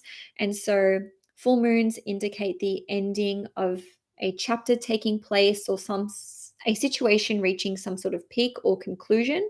So, with the fifth house ruling over owning your own business, some of you may be launching a new business, launching a new service, launching a new product. Maybe you're closing down your business, or you could no longer offer certain services, or you may no longer be selling certain products. So there could be some sort of conclusive end here, which is taking place. You may sell your business, by the way. That's another way that this can play out, especially because this full moon will be opposite Mercury. So you could be going into business with another person, you could be selling it off, maybe you're just joining forces with someone else. On a different level, the fifth house rules over creativity, so creative projects and hobbies and passions. You could be finishing off a creative project that you've been working on. Because this full moon is opposite Mercury, some of you may actually be finishing off writing a book or some kind of communications piece. On a different level, this can see you discovering a hobby or a passion of yours, and this could bring you a lot of joy. The fifth house rules over children. So some of you may be getting pregnant, some of you may be giving birth around this time, especially because the full moon is trine Jupiter, which is associated with births. So I would say this would also be the case if you're around 11 degrees Virgo, or maybe even plus or minus 3 to 5 degrees. On a different note, if you have children, this could indicate there being some sort of positive new development in your child's life. And I say positive because this full moon is trine Jupiter, and also the ruler of the full moon is Saturn, and Saturn is exclusively making good transits. Okay, so there could be some sort of, and it's 222 right now on the clock, as I said that. So there could be something permanent which is positive that's coming through to your child. Okay, so this could bring them a lot of joy, a lot of happiness, or you could just be experiencing a positive, um, like a positive development with your relationship with your child. Now, on a different note, the fifth house rules over romance. So this could see some of you meeting someone special. This could see some of you getting into a relationship. Because it's a full moon, this is likely to involve this will involve a situation that you're already aware of. So when I say meeting someone special, I more so mean you could already be acquainted with this person. Maybe they're just a friend. Maybe they're just an acquaintance, and this could actually turn romantic, especially because the full moon is opposite Mercury. So you could be getting into a relationship, or you could feel like you're turning over a new leaf, either in your romantic life or possibly even in your sex life as well. Now, on the 17th of July, the North Node is going to enter the sign of Aries, which means it'll be transiting your eighth house, and it will be there for 18 months from 17th of July this year through till the end of January in 2025. So for you Virgos, having the North Node in your eighth house indicates that you could be getting a lot more into occult and esoteric practices and studies. You could be developing new intuitive abilities or new psychic gifts. You could discover abilities that you never knew that you had, or they could advance rapidly or to a level that you didn't think was possible for you, given your current level of experience or where you're at in your life. Because the North Node is in the eighth house, and this represents something experimental taking place within the realm of the occult or esoteric practices, you could have a reading which really just blows your mind. This could be astrology related, tarot, hypnosis. It could be that you see a new reader that you've never seen before, or you have an experience that you've never had before. Okay, so the North Node has this like new energy, something you've never done before. Okay, so with the North Node being in your eighth house, this can see you having or experiencing an increase in your mutual resources. Your partner could receive a pay rise. You may be receiving more money from your clients or from the services that you offer or from the products that you sell. This could see you getting into some sort of new investment. This could see you combining your resources with another person in a way that you've either never done before or with a person that you've never done before. So, for example, you could be opening a joint bank account with a new business partner or with, a new significant other. So maybe you have always had independent bank accounts and now you're joining your resources in some way, shape, or form. On a different note, the eighth house is associated with sex. And as far as Vedic astrology is concerned, Rahu, which is what they call the North Node in Vedic astrology, has a sexual energy and an experimental energy to it as well. So this could indicate a new sexual relationship starting or forming or becoming more adventurous in the bedroom somehow. On a different note, the eighth house has this has this transformative energy about it, I should say. So this could see you experimenting with new and alternative modes or modalities when it comes to healing. So maybe you're trying things you've never tried before. Maybe this is like ayahuasca or Chinese medicine or Reiki healing or sound bath healing. Maybe you're just trying new things that you've never tried before. Maybe meditations that you've never tried before. The eighth house is associated with the chakra system. So the North Node transiting your eighth house can see there just being like a sudden connection to your chakra system or certain chakras opening up. And this could be quite rapid, quite fast paced. So for some of you, this could be like the sudden opening of your third eye, which could sort of, give you a little bit of whiplash. In any case, it's um, nothing to be concerned about. We have the North Node transiting somewhere every 18 months, somewhere new, that is to say. So um, the only thing I would guard against is becoming obsessed with getting readings, like astrology readings and tarot readings, because the North Node or Rahu has sort of addictive energy, and the eighth house is one of the addiction houses.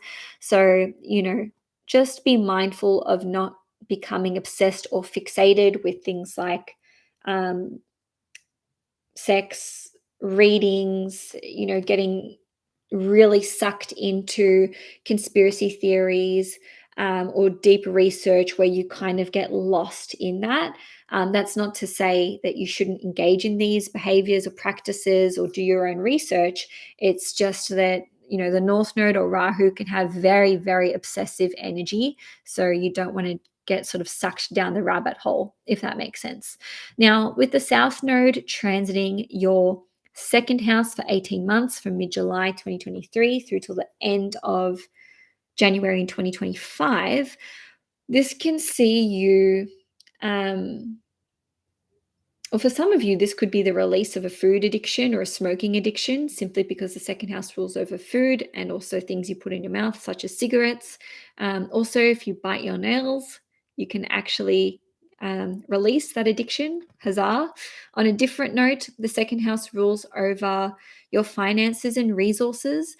So the second house is more like your private finances and resources, as in personal resources, whereas the eighth house is like your mutual and shared resources.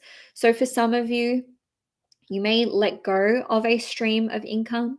You may be making a little less money during this period of time. And by the way, the South Node for most of you won't be in your second house for the whole time. If you follow Placidus for your chart, at one point or another, the South Node is going to go into your first house and it'll stop being in your second house. So this is where, feeling a bit capped with finances can conclude. I know that's sort of advanced for a lot of you, so just ignore it if that doesn't make sense to you. Anyway, the South Node being in your second house can indicate earning a bit less money, letting go of a financial stream of income, maybe selling off possessions and resources, downsizing.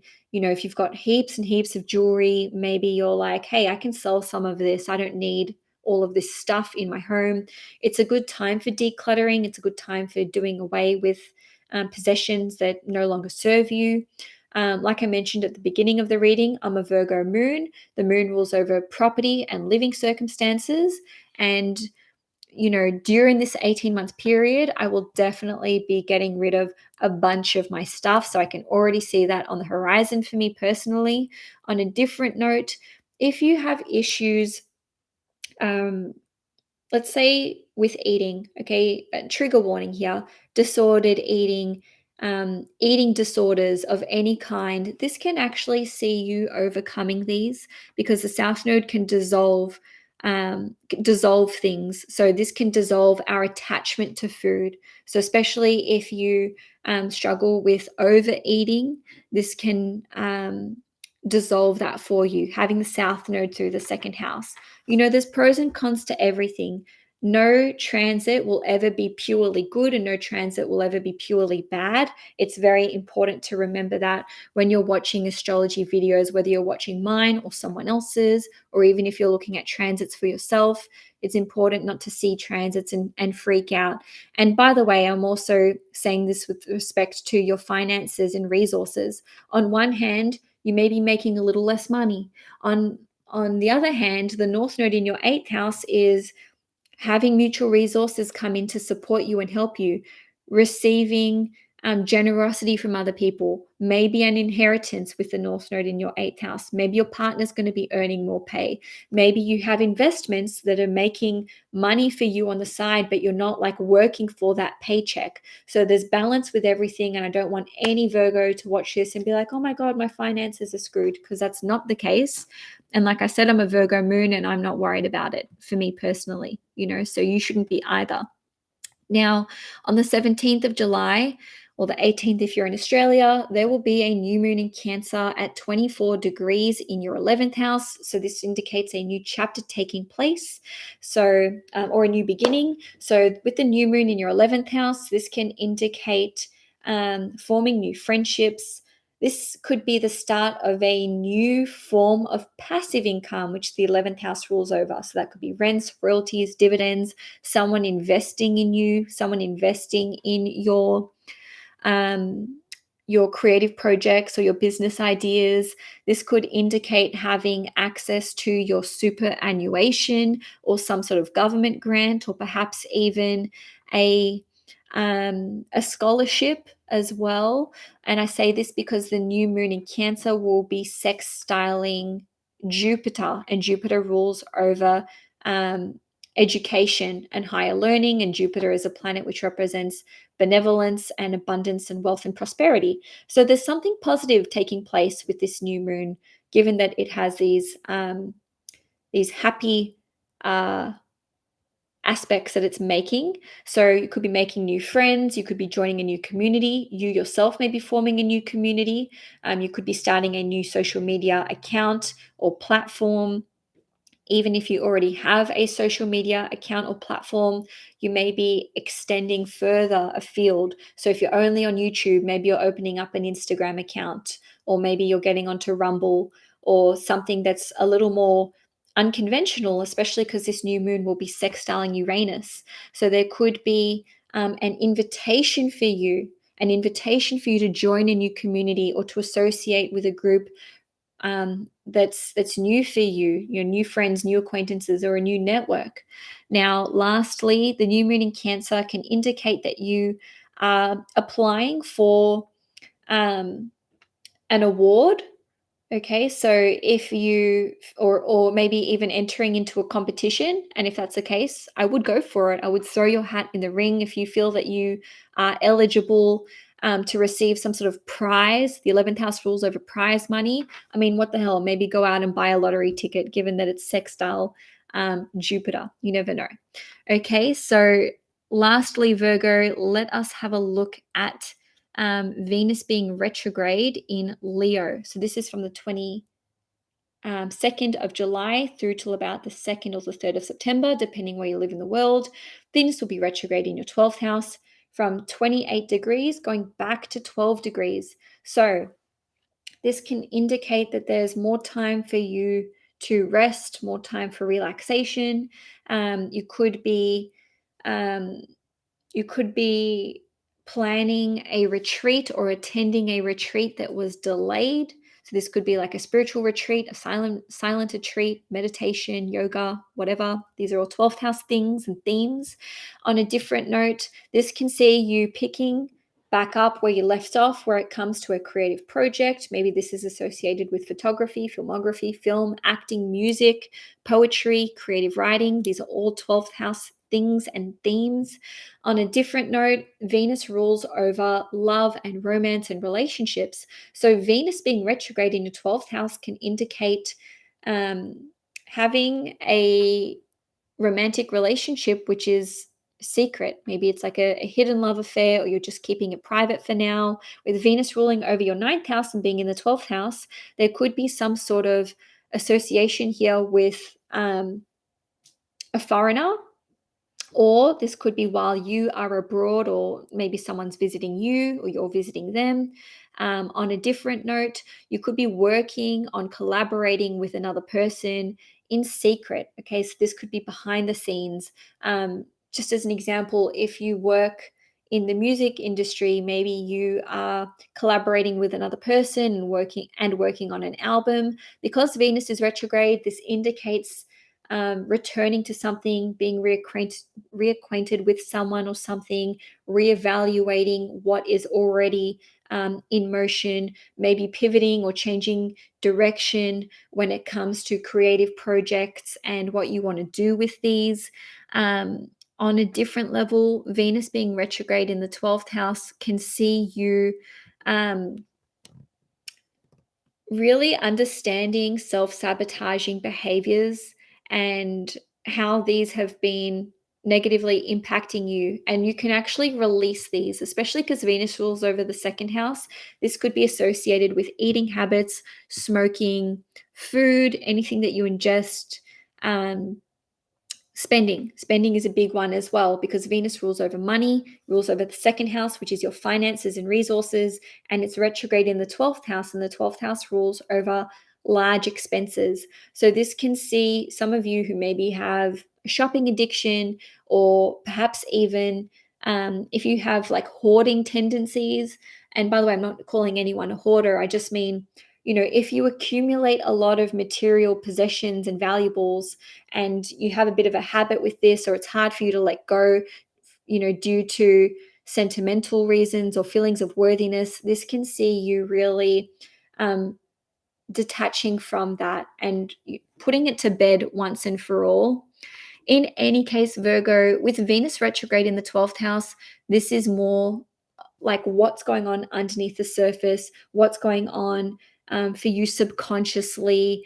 You may not really see a lot of tangible effects coming through, or implications coming through with this Venus retrograde. It could be like how you feel on an inner level, letting go of insecurities, letting go of feelings of unworthiness and undeservingness, and coming out the other side of the Venus retrograde. Maybe people aren't really going to notice that much of a shift for you, or that much of a change, but you'll feel it on a deep level. And so now, quite remarkably, we're nearly 2 hours in, and I'm only halfway. I am up to Libra, so I'm going to be taking a bit of a break, but I'm just going to make a little note here in case anyone joins the chat.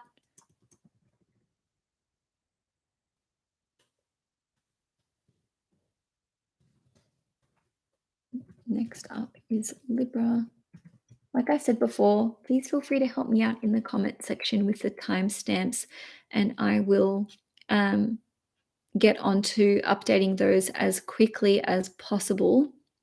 And just before I go on my break, if anyone is interested in their love horoscope and you didn't see me make a note on this in the intro, you can check out my love horoscope predictions for 2023 for all 12 signs. And maybe you want to do that if you're bored and waiting for me. So I will be right back.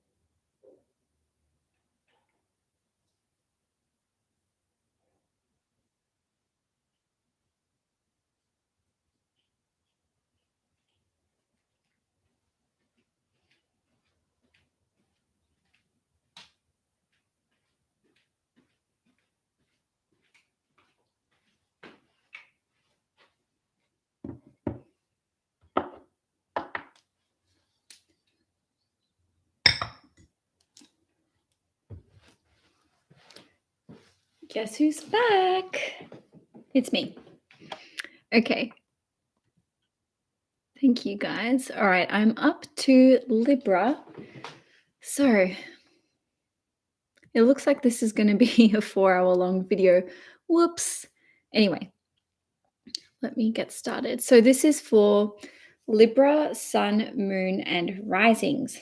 You guys are having a very, very big July because there will be a full moon in your 4th house, a new moon in your 10th house. We've got the South Node entering your 1st house and the North Node entering your 7th house. So what this means, Libra, is that all 4 of your angular houses are activated. And when this occurs, this is when we can experience the most action-oriented and physical change and manifestations showing up in our lives. Okay, so first and foremost, the full moon will be taking place on the 3rd of July in Capricorn, and this is going to be in your fourth house, and full moons are all about the ending of a chapter or the closing out of a cycle taking place. So, because this is occurring in your fourth house, for some of you, you could be selling your property, you could be wrapping up a lease. Your tenant's lease may be up. Someone may be moving out of your house. You may be moving out of someone else's home. In any case, this is a high level indicator for some sort of conclusion being reached with respect to your property and living circumstances. For others of you, it could simply be that you're finished with your renovations, or maybe your child is moving out, or for some of you, you could be welcoming a grandchild into your life. So, this full moon has very positive aspects with it. It is trining Jupiter, and the ruler of the full moon is Saturn, and Saturn is making exclusively positive aspects. So there is some sort of good fortune or good luck or some sort of happiness and joy associated with this full moon in Capricorn. For some of you, it could just be that you are detaching from some sort of emotional triggers from the past, especially if it's connected to your family or your childhood in some way. And for others of you, you could just be experiencing a sense of peace and comfort within your own home or with your family. Um, Also, some of you may actually be, oh no, I think did I already say you may be getting pregnant or giving birth? If I didn't say that already, you might be, especially because of the trine to Jupiter.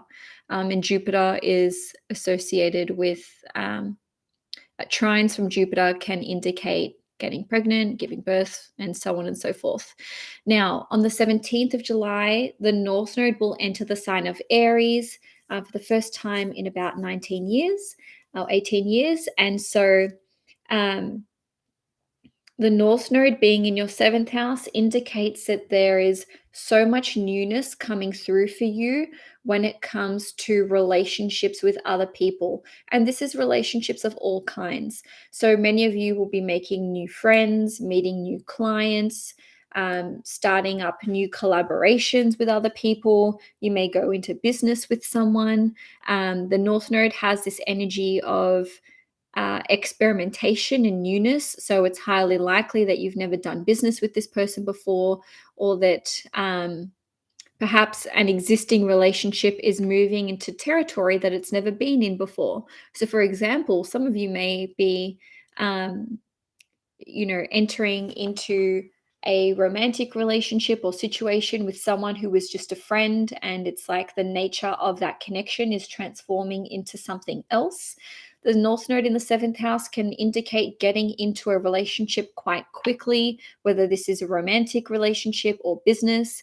It can also indicate getting proposed to quite quickly or getting married as well. And the reason why I'm saying it's quite quick is because the North Node has this Mars-like energy. And in any case, it's in the sign of Aries, which also gives it that fast-paced, rapid movement. So if you are already in a relationship with another person, romantic, I mean, your partner could become very ambitious. They could become very successful during this 18-month period of time. They could start a new job.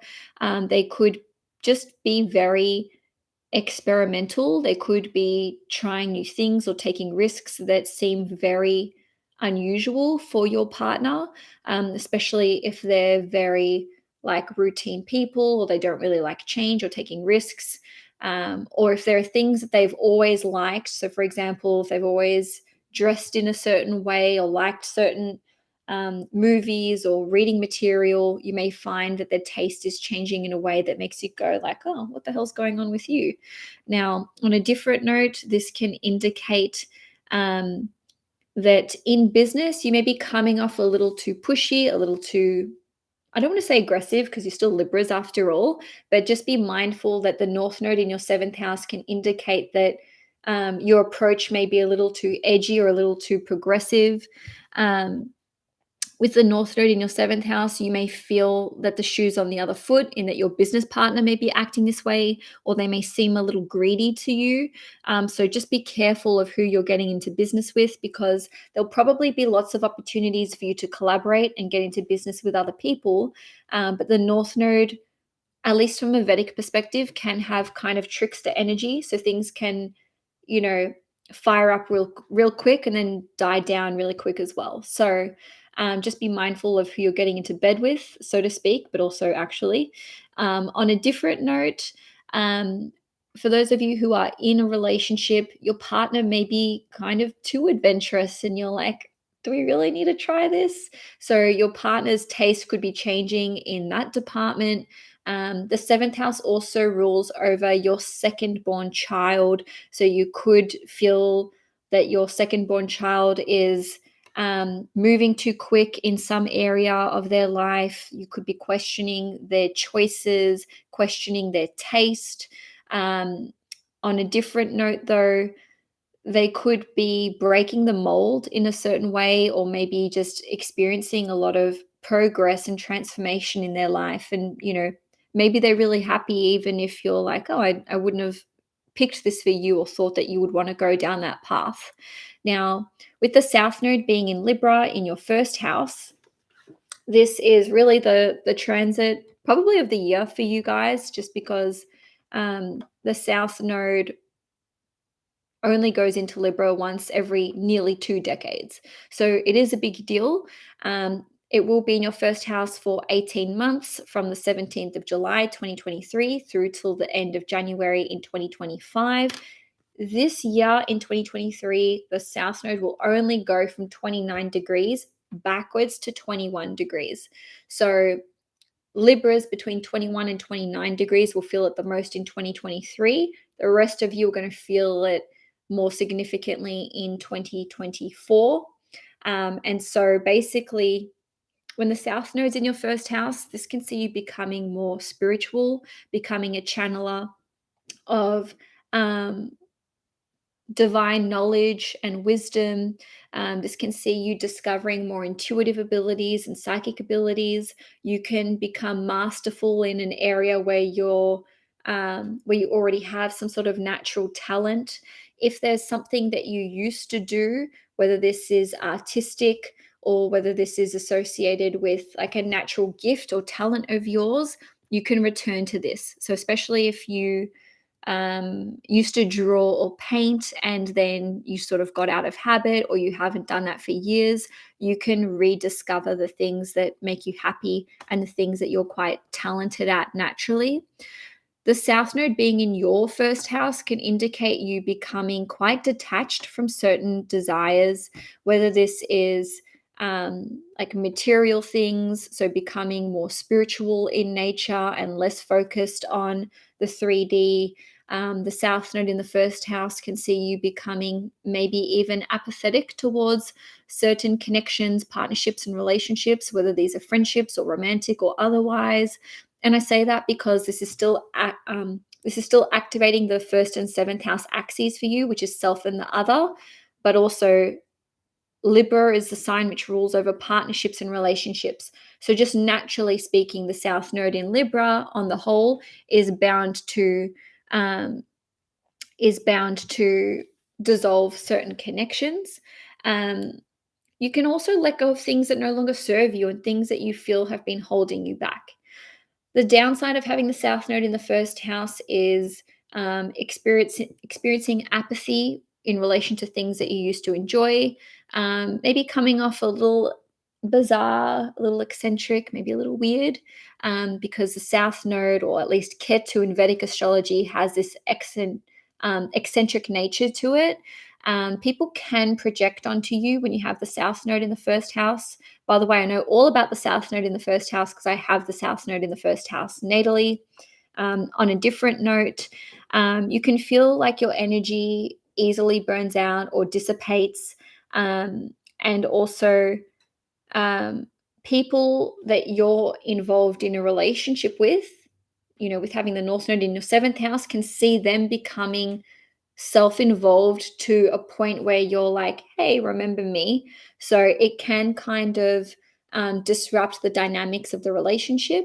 But, this isn't something to fear or to be upset about. It doesn't mean that your personal relationships are going to suffer in some way, shape, or form. It's more that there's change and newness coming into these connections, and it's going to see you, if you want this, right, detracting your energy from people, or just pulling your energy back and pouring it more into yourself. And so people can have the experience that maybe you're detaching from them, but it could be kind of like a chicken and the egg scenario, where on one level that may be true, but on a different level, North Node in the seventh house indicates that they're kind of going more into themselves and maybe unable to see how becoming more involved with themselves is naturally creating a little bit of a chasm between you and them. Again, this isn't anything to be concerned about. As Libras, having the South Node in your first house can actually indicate um, um, meeting a soulmate from a past life, or actually getting back in touch or reuniting with someone that you used to be involved with romantically. It kind of has this dual effect. On one hand, the North Node in the seventh house could be someone completely new. On the other hand, because the South Node itself is in Libra, which is the sign of partnerships and relationships, this could be bringing something back from the past. So, for those of you watching who are probably going to be like, oh, so you're saying it could be someone new or someone from the past, that doesn't narrow things down. What I am saying is that your relationship sector will not be untouched. Okay, this 18-month period is highly charged when it comes to your relationships of all kinds. So you can absolutely expect there to be movement in that department, whether you're getting into something, out of something, reacquainted with someone. Again, this could be romantic, or this could be to do with friendships as well. I expect that for most Libras, especially moon and risings, your personal relationships will undergo a huge change during this 18-month period. And if you're a Libra sun, this is more to do with your business partnerships and connections, although it could be an important male in your life. So with the new moon in Cancer taking place on the 17th of July or the 18th, if you're in Australia, this will be at 24 degrees, and it will be in your 10th house.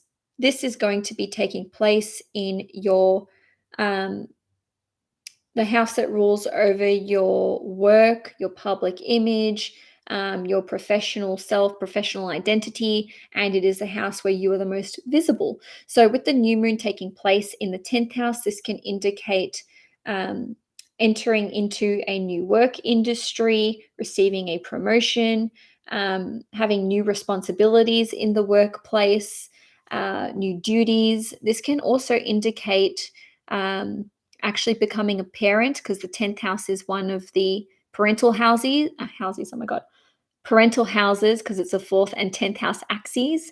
And also Cancer is a sign of the mother, and it represents family and the family unit. So for some of you, you may become a parent, you may become a grandparent, or you may be looking at wanting to expand your family if you haven't already.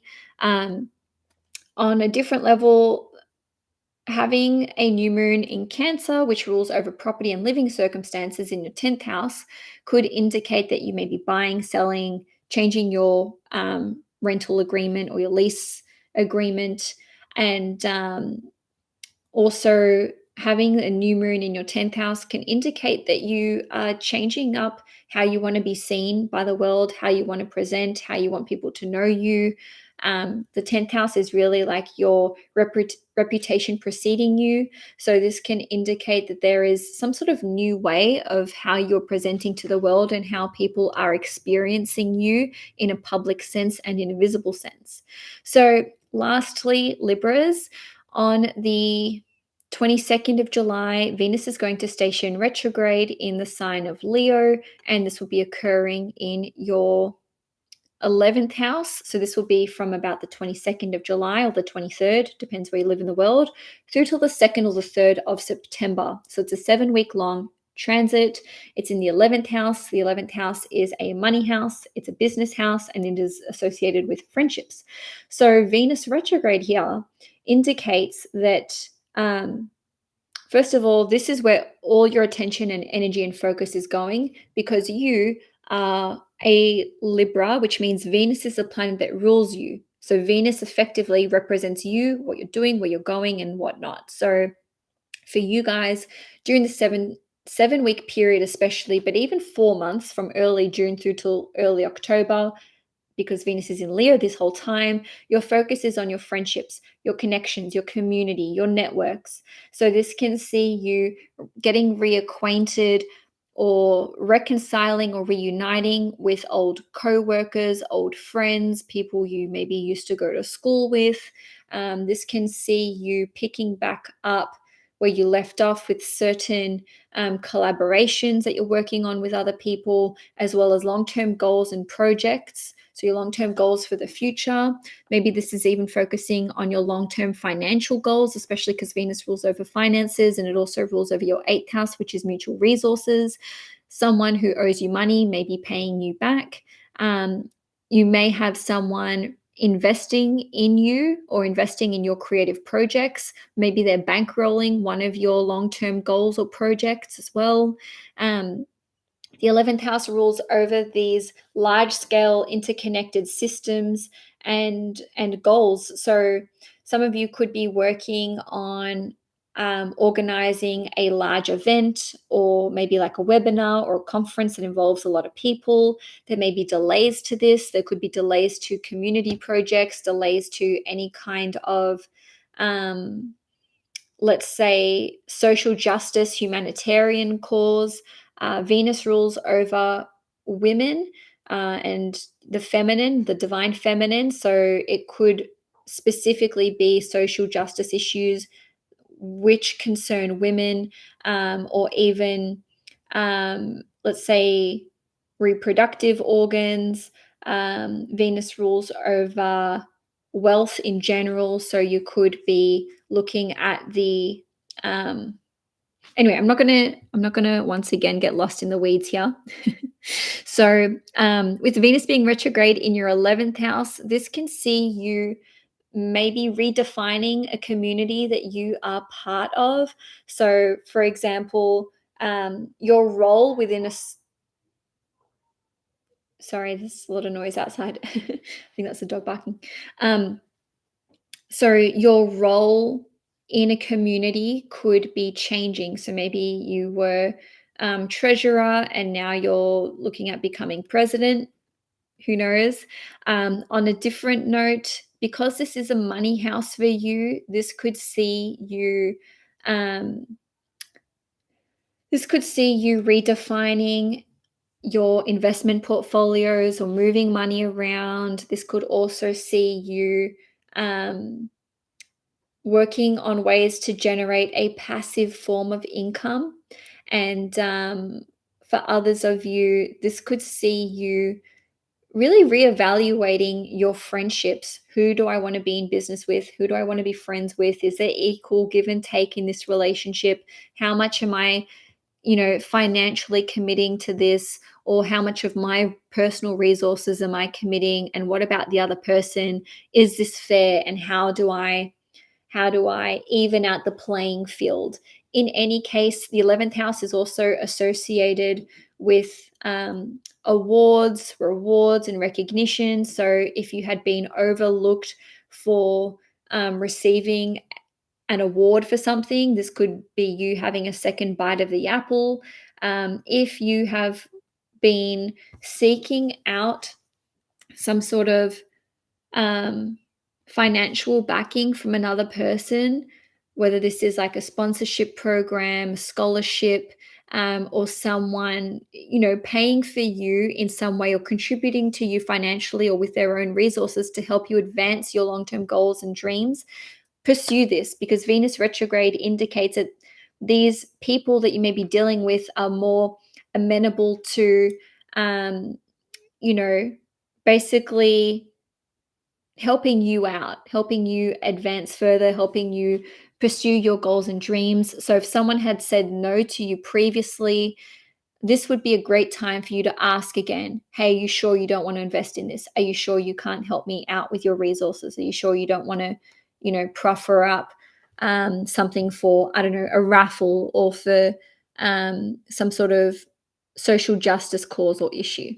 Okay, Libra, so that's all I have for you for July 2023. If you enjoyed this horoscope, please give the video a thumbs up. If you want to see more content on the channel, please hit the subscribe button. I'm now going to move on to Scorpio, but just give me one moment. Also, I can't tell you how good it was to have a break in the middle, and I don't know why I don't always do this. So that's a new thing. Scorpios, on the 3rd of July, there will be a full moon in Capricorn in your third house, and this will be indicative of a chapter or a cycle coming to a close with respect to siblings, relatives, communications pieces, or maybe something business related, or something to do with education, especially if it's like a short course. So this could see you receiving some sort of qualification, diploma, certification, or maybe even a license. You may have to sit a test or an exam to do this. This can see you successfully completing some sort of communications piece, whether this is written or maybe this is like a video series, maybe it's for YouTube, just as an example. So with the full moon, it's like this is ready to go out to the public. This is ready to be circulated. Good news with this full moon in Capricorn is that it is trining Jupiter in Taurus. So this indicates that whatever you publish can reach a wide audience and you can experience positive feedback for your work. Also, the full moon is opposite Mercury. So again, anything that involves communications, anything written, any kind of video content, anything on social media can be well received. So, hey, if you're looking for a launch date for something, 3rd of July, plus or minus a couple of weeks, would be a great time for you to do so, especially if this is communications related. On a different note, this can indicate closing some sort of important contract or deal or sale.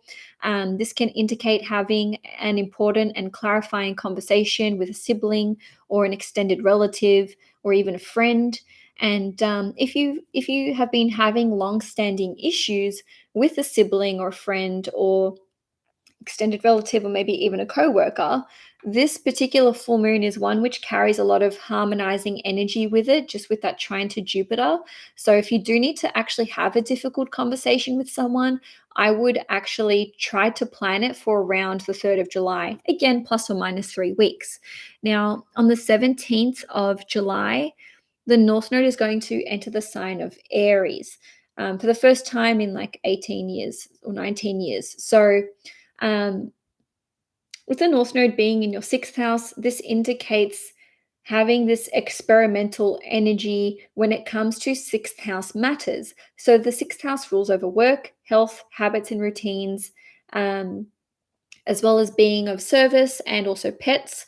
So the North Node here can indicate that you are experimenting with your work, maybe trying to get a new job. Maybe this is something that you haven't done before. Maybe you are maybe you own your own business and you're employing people for the first time. You could start a new project during this period, and it could be one that advances your career or that has a degree of risk associated with it.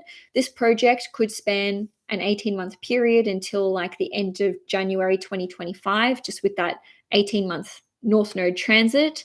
On a different note, you could just be setting new goals and new objectives, and this could be like within the scope of your day-to-day working life, like KPIs. Maybe it's like how many sales you want to make per month, how many new clients you want to sign per month. Maybe you want to break records as well. The North Node in Aries has that kind of energy on a different level. You could have to become acquainted with a very new and advanced form of technology or maybe even machinery within your daily work practices and processes. And I say this because Aries rules over equipment, tools. It's associated with machinery as well. And the North Node rules, well, Rahu is associated with new technologies. So there could be some sort of new and advanced way of working in your chosen industry that becomes available to you. You may be developing this for yourself and finding out how to work smarter, not harder, or this could be imposed upon you if you work for someone else. On the health front, you could be trying out a new workout regime, a new diet. Maybe you're trying out intermittent fasting. Maybe you are experimenting with new healing modalities, or seeing doctors and specialists that you've never seen before. Because it's the North Node energy, there is this element of experimentation, throwing things against the wall and seeing what sticks, or just, being willing to try out different methods just because the North Node is leading you to feel a bit more daring and a bit more experimental. Obviously, I can't give you any kind of health advice, so just remember, this is a general reading. Take what resonates and leave what doesn't. Now, um, on a different note, maybe this involves like seeing a naturopath, ice baths, cryotherapy. Because it's Aries and Aries rules over sports, this could be something to do with bodybuilding, body pump, the gym, sort of more extreme forms of working out, or ones that involve fast bursts of speed. I digress. So, because the sixth house rules over habits and routines, this North Node being here can see you breaking habits and routines. Now, that can work for you, or that can work against you if you had like a really like stable, I don't know, workout regime or health regime. The North Node in the sixth house can see you wanting to just throw that out the window. No, I don't want to get up at 5 a.m. every day. I don't want to, go to the gym at, 6 a.m. every day, or I don't want to eat the same foods and do meal prep and blah, blah, blah. This is boring. So the North Node in the sixth house can see you wanting to just experiment, do things differently, and not have any kind of set routine or regime. If you are applying for a loan, this can see you being approved for a larger amount than you anticipated. So, if you're holding back in if you're holding back when it comes to applying for a loan because you're worried that you won't be approved for that amount, I would say just throw your hat in the ring and see what happens. Again, can't give any kind of legal or financial advice here. On a different note, the North Node in your sixth house can see you being very passionate about pets and animals. And because the North Node has this adventurous experimental energy, maybe you will be getting a pet that you've never like had before. So for example, maybe you've always had cats and you're like, screw it, I'm going to get a dog, even though I have no idea about looking after dogs. I want to learn about this. You could even be starting something, like starting a business that involves pets and animals, especially if you are a Scorpio sun or a Scorpio ascendant. On a different level, you may be. I was just going to keep going down the rabbit hole with pets, but I'm just going to leave it there because I can really just go into way too much detail. Just something to be mindful of is not to take on more debt than you can handle, not to hire more people to your business than you can afford to, finance, and also not to bite off more work than you can chew, whether you own your own business or whether you just keep saying yes, yes, yes to your boss. We all have limits, and the North Node in the sixth house can see us kind of burning out and pushing ourselves beyond our actual limitations. So just please be mindful of that. And also, the North Node in the sixth house can see you potentially developing some sort of compulsive or impulsive behavior when it comes to the routines and the rituals and the habits that you engage with and subscribe to. So, looking at the South Node in Libra, so this will be in your 12th house from the 17th of July in 2023 through to like the end of January in 2025. This can see you becoming more spiritual. This can see intuitive and psychic abilities and gifts revealing themselves to you. You can hone these and develop these further. You can really master these. You can learn how to channel and divine knowledge and information through all kinds of different divinatory practices, such as tarot, runes, astrology, I don't know, dream interpretation, and so on and so forth. This can see you mastering your creative gifts and talents when it comes to the arts. So, drawing, painting, music, even photography, filmography, also yoga and meditation. If you have certain addictions, the South Node going through your 12th house can see you detaching from those, as well as detaching from certain insecurities. Best case scenario is detaching from self-sabotaging behavior, and also things that have really just bogged you down in terms of emotional baggage. The downside, though, is becoming like a little too hermity and withdrawing a lot, like being quite apathetic about socializing. So the South Node can really just draw you into your room and kind of um, like losing track of time when it comes to time spent by yourself. Um, in any case, though, I see this as being a very spiritual transit for you guys. And also, Scorpio, this is so positive because the South Node has been in your sign since January. Sorry, I've got something. It's a cat hair. The South Node has been in Scorpio since January in 2022. So the Scorpios that I know, Sun, Moon, and Risings, have experienced, fatigue, confusion, in some instances, even health ailments and issues, and just heightened emotions. So the South Node leaving Scorpio means you're going to be feeling stronger within your body. Your emotions will feel more regulated.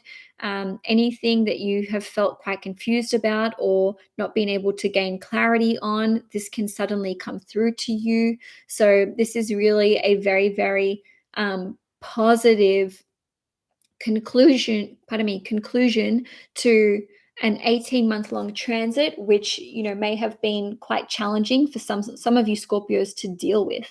So on the 17th of July or the 18th, depending where you live in the world, there will be a new moon in Cancer at 24 degrees, and this will be occurring in your ninth house. So the ninth house is all about education, travel, your belief systems, whether these are political, religious, or spiritual, and it is also associated with publishing. So a new moon in Cancer in your ninth house could indicate that you are enrolling in a higher education program, that you are seeking out a teacher or a mentor, maybe a business coach or a life coach. You could be the one who is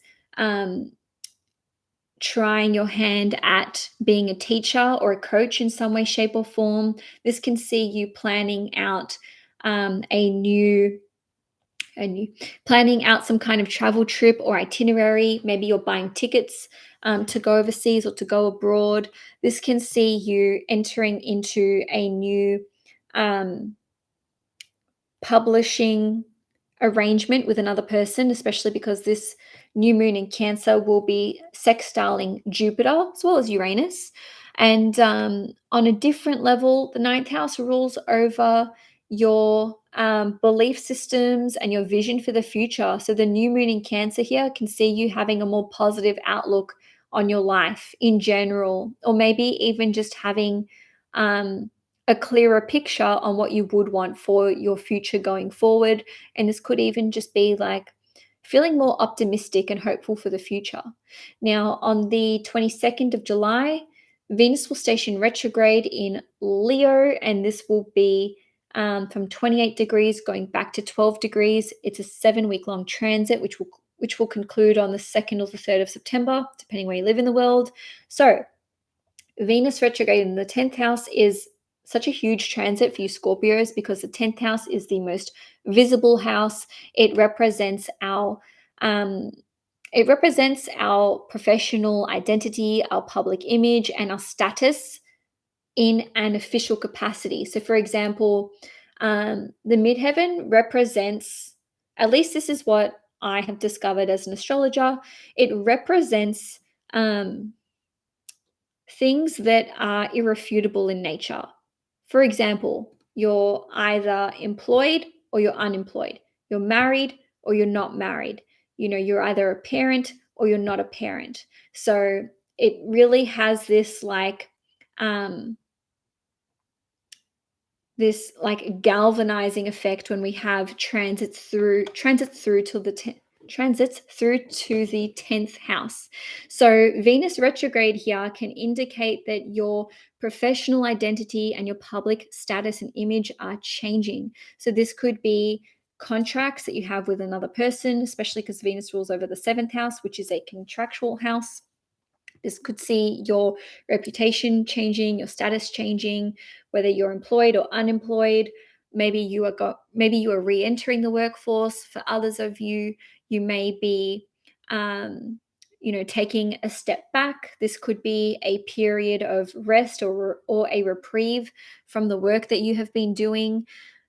How you are viewed in a public sense could be shifting, and because this is Venus, you have the capacity here to ingratiate yourselves upon those who maybe have more authority in your workplace. So if you want to renegotiate the terms and contractual arrangement that you have with your boss, or with human resources, this would be a great time for you to approach that. This can see your relationship status changing. So you could be entering into a relationship during this time or coming out of a relationship during this time. You could be receiving praise or compliments from your boss from work that you did a really long time ago, or something that you thought was sort of past any point of you receiving praise or recognition. Ultimately, though, Venus is indicative of your personal set of values. So Venus retrograde in the 10th house indicates that there is this huge reevaluation period for you where you're going, do I like the work that I'm doing? Am I presenting myself in the way that I want to be presenting myself? Do I like how my boss is treating me? Am I happy at this workplace? Am I happy working for myself? Would I be happier working for myself or working less hours or working less time? Do I need a break from my work? Do I want to retire altogether? The 10th house represents our parental duties and our responsibilities in terms of even superseding work. It's like, what are my responsibilities to my family as a parent, to my parents, or as a grandparent, and so on and so forth. So Venus retrograde in the 10th house can indicate that you're renegotiating and redefining your values and these relationships. What kind of spouse or significant other do I want to be? What kind of parent do I want to be? What kind of child do I, want to be? How can I be better? Or how can people who have some sort of authority over me adjust how they're treating me? So if you're the parent in this instance, Venus retrograde in the 10th house can see you taking initiative and being like, hey, I don't really like how you're treating me. I don't really like how our relationship is going at the moment. Let's try to find a way to rebalance things and get on the same page. Ultimately, Venus is a benefic planet. It wants to help relationships. It wants to have equal give and take. This is about not taking advantage of others and not being taken advantage of or being exploited. So with Venus ruling over the 12th house, you may be having an epiphany when it comes to the ways in which some people may have been exploiting you. It's 333 right now as I'm saying that, which is an angel number. Or maybe you are having some sort of realization where, oh, maybe I've been acting like a bit of a victim, or maybe I've been sabotaging myself when it comes to what I am worthy of with respect to my career or to the legacy that I want to leave behind. It's asking you to ask yourself, are you selling yourself short? Could you be doing something different with your work or with your responsibilities that feels better to you, that feels more in alignment with you? So, with the Venus retrograde in your 10th house, this is the perfect time to really think about rebranding, rewriting the narrative, redefining your relationships. Maybe you'll be cutting some off, maybe you'll be getting back in touch with other people, or reconnecting with other people. In any case, you get to shape your public image and your public self in the way that you see fit and that is in alignment with you. And so, Scorpio, I hope that you enjoyed your July horoscope. Please give the video a thumbs up if you liked it. And if you want to see more content on this channel, please hit the subscribe button.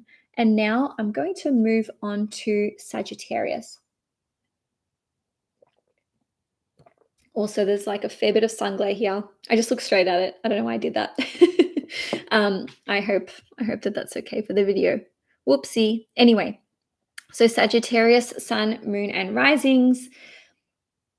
On the 3rd of July, there will be a full moon in Capricorn, and this will be taking place at 11 degrees in your second house. So full moons indicate the ending of a chapter or the ending of a cycle or some sort of situation reaching a culmination point or its peak. This full moon is trine Jupiter, which is a really positive thing when it comes to good luck, wealth, abundance, prosperity. Jupiter is in Taurus, which is the money sign. It's the sign that rules over money. And so this full moon in the second house can indicate that you may receive a lump sum of money around the 3rd of July, or you may procure a possession or possessions or valuables that are of some sort of high level value. It could be sentimental in nature, or it could just be that they are actually something that is valuable or that are valuable in nature. You could be having an epiphany regarding your self-worth, especially because of this trine that the full moon is making to Jupiter in Taurus. You could achieve a material goal, and also some of you may have some sort of experience some sort of conclusion to a difficult chapter that has been concerning you relating food and diet, or maybe even something to do with your teeth, because the second house rules over food, diet, and your teeth.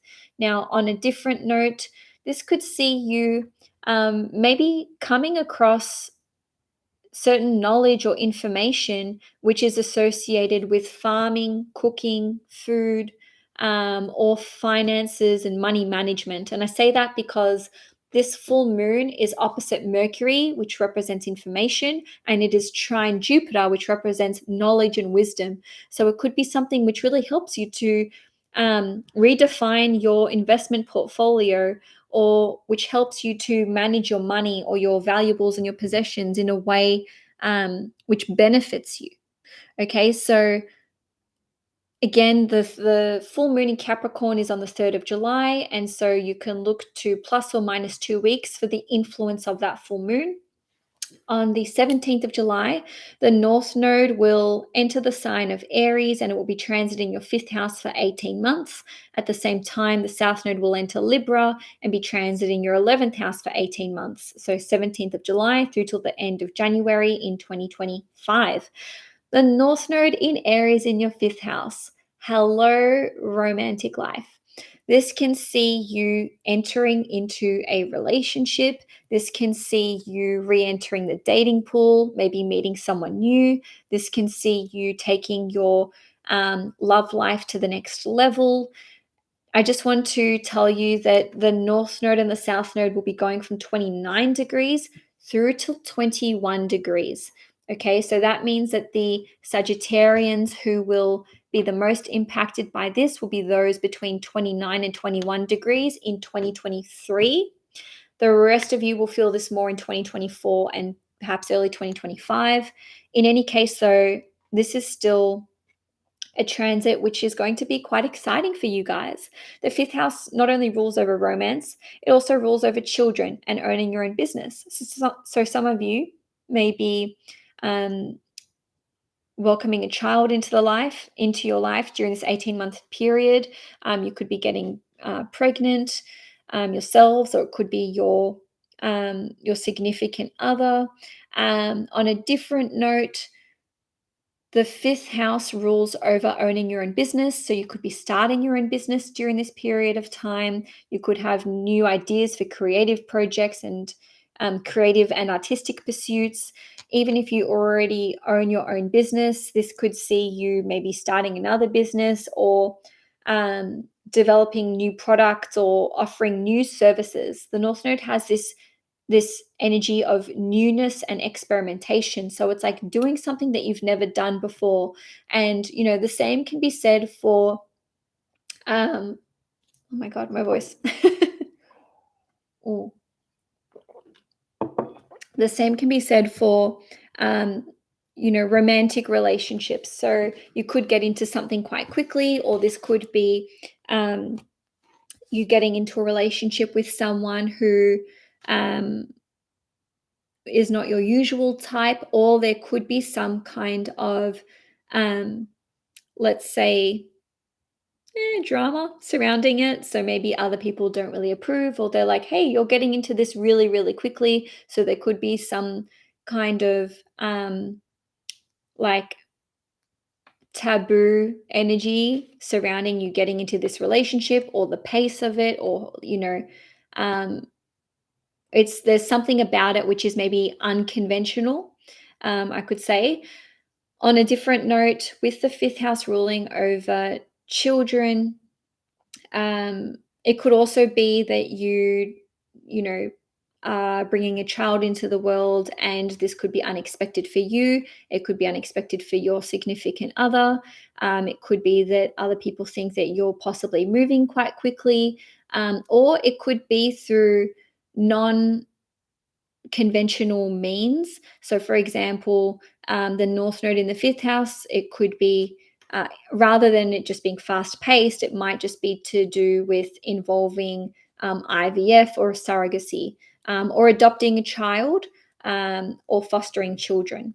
Okay, so there's something non traditional to the energy of the North Node, and that's why I'm focusing on these topics from these angles. So,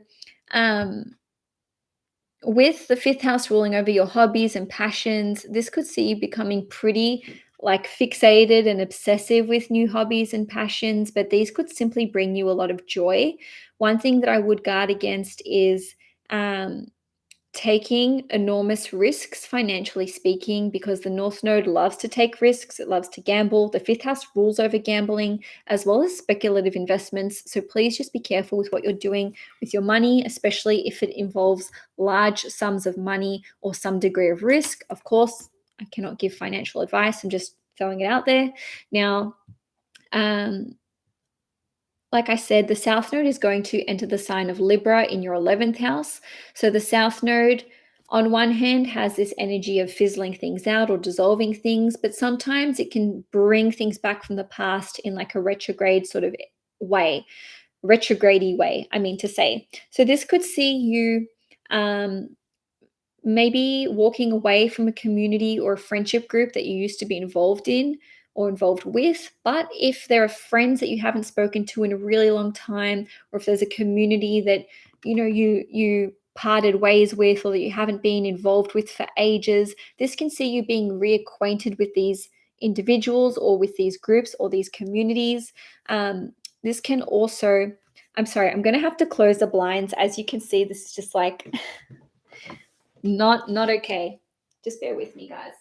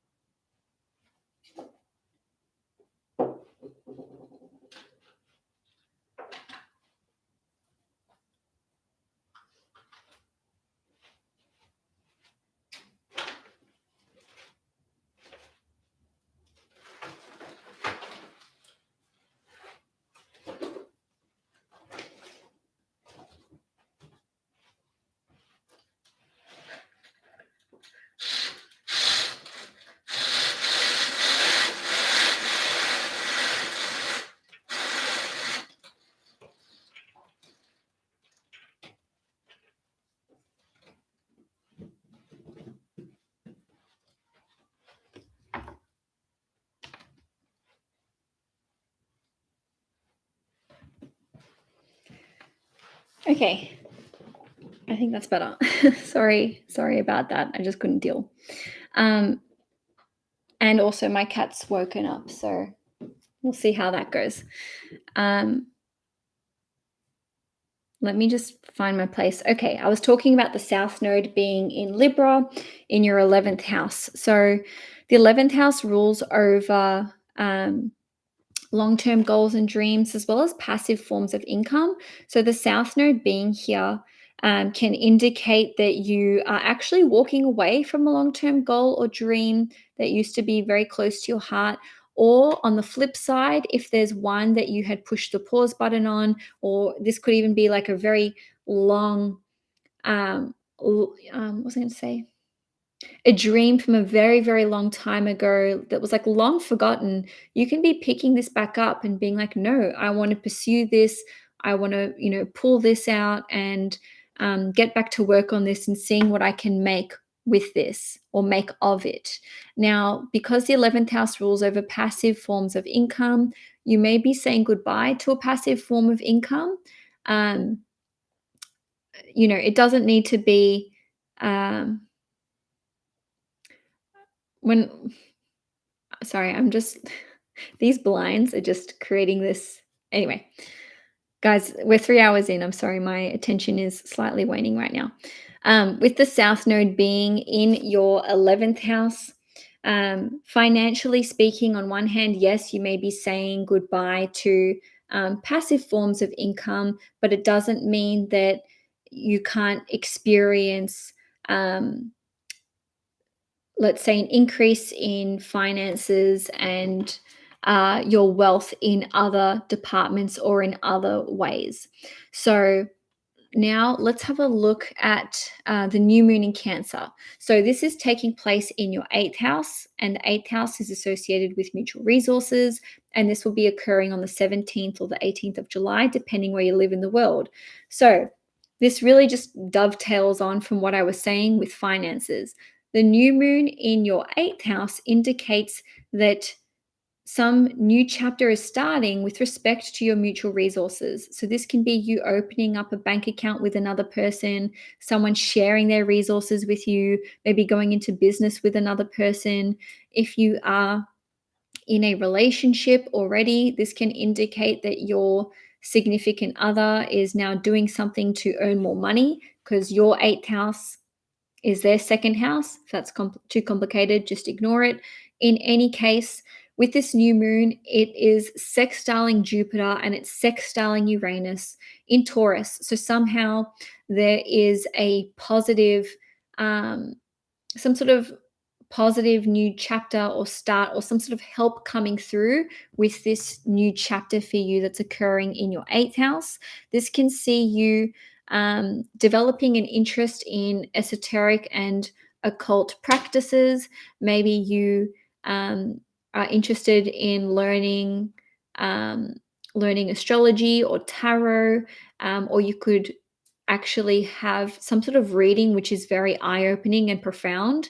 On a different level, the 8th house is associated with deep research. So this could indicate that you are doing some very, very deep research into one area or another. Generally speaking, though, the 8th house has some sort of taboo energy associated with it. So it could be research that research in an area where other people are a little bit I don't know, maybe like scared to delve into those topics, or maybe you are discovering some kind of scandal or looking into conspiracy theories. Lastly, because this new moon is in the sign of Cancer and it's in your 8th house, this new chapter that's starting with respect to mutual resources could actually somehow be associated with property. Okay, Cancer rules over property and living circumstances. So maybe you are pooling your money together with another person to buy a property, maybe flip a property, you know, maybe share an investment property together, or you're somehow investing in the property that you already have, or you could be transferring your name onto a lease or vice versa. On a different note, because this new moon is sextile Uranus, this could be like the amicable split or separation of your resources with another person, where it's like clear cut and clearly defined lines. In some way, shape, or form, the resources that you do share with another person will be undergoing some sort of transformation, or a new chapter is starting here. So, lastly, for you Sagittarians, on the 22nd of July, Venus will station retrograde in the sign of Leo, and this will be occurring in your ninth house. It will be retrograde until the 2nd or the 3rd of September, depending where you live in the world. And this will be from 28 degrees back to 12 degrees, which means that the Sagittarians who will be the most impacted will be those between 12 and 28 degrees.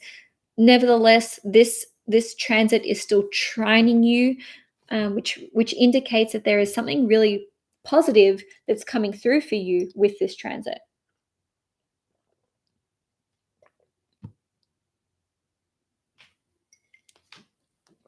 I really did not anticipate talking for this long. Anyway, so with Venus being retrograde in the ninth house, this indicates that you may be going back to study. You may be changing up your courses that you're involved in. Your teachers may change, your supervisor, especially if you're involved in like a master's program. So, your teachers may be switching up on you, or you may not like your teacher and you're like, hey, can I get a different supervisor, or can I actually switch to this course or this program? Now, on a different level, because Venus rules over your sixth house, which is associated with work, it may be that you have an opportunity to work abroad. Okay, so I say this because the ninth house rules over travel. And with Venus being retrograde in your ninth house, there may be an opportunity here for you to travel, especially if you haven't traveled for a long time. On a different note, if you do have a travel trip already planned during this Venus retrograde period, it may be that you need to change your dates somewhat or slightly, just because the retrograde kind of throws that up into question. And this is probably going to be related to work matters, because Venus rules over your sixth house. So this could be like work commitments. With Venus ruling over your sixth house, it could even be due to pets. Maybe you need to change your plans because you can't get someone to look after your animals. Ultimately, though, Venus retrograde in the ninth house indicates that you are having a positive mindset shift, because the ninth house rules over our belief systems, and Venus retrograde here has this very harmonizing impact and harmonizing effect on you, given that it is trining you. And it could come through via travel, it could come through via going on adventures. It doesn't need to be actually traveling. The ninth house in and of itself represents going on an adventure. And because this involves Venus, it's likely that you're doing this with another person. With Venus ruling over your sixth house, it could be someone from work. With Venus ruling over your 11th house, it could be friends or siblings, or even people that you met online that you've never met before. Sorry, people who you know from online that you've never met before. Anyway, with Venus retrograde in the ninth house, the kind of travel trip that you would be going on is one which would involve Venusian things, such as galleries, exhibitions, museums, maybe wineries, maybe something to do with food and culture, or something creative and artistic in nature. On a different note, Venus rules over love. So you could be traveling with a romantic partner, or you could be reconnecting with someone overseas in a romantic sense. On a different level, this can see you redefining your relationship with your father, especially if you have been estranged or if you haven't been talking for a while. And also, the ninth house rules over import and export and publishing. And with Venus ruling over your sixth house, which is associated with work, this could indicate that work that you have produced in the past is getting a second wind and is maybe being circulated. In any case, Venus retrograde in the ninth house for you as Sagittarians is likely to lead you to having some sort of reinvigorated zest for life and feeling called to learn new things and study and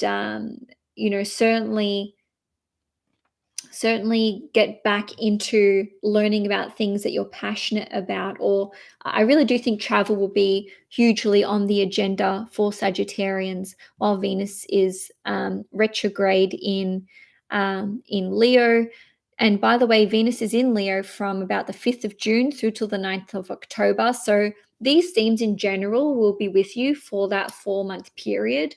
But the retrograde is where it's at when it comes to rethinking and reevaluating and going back to things that you had previously pushed the pause button on.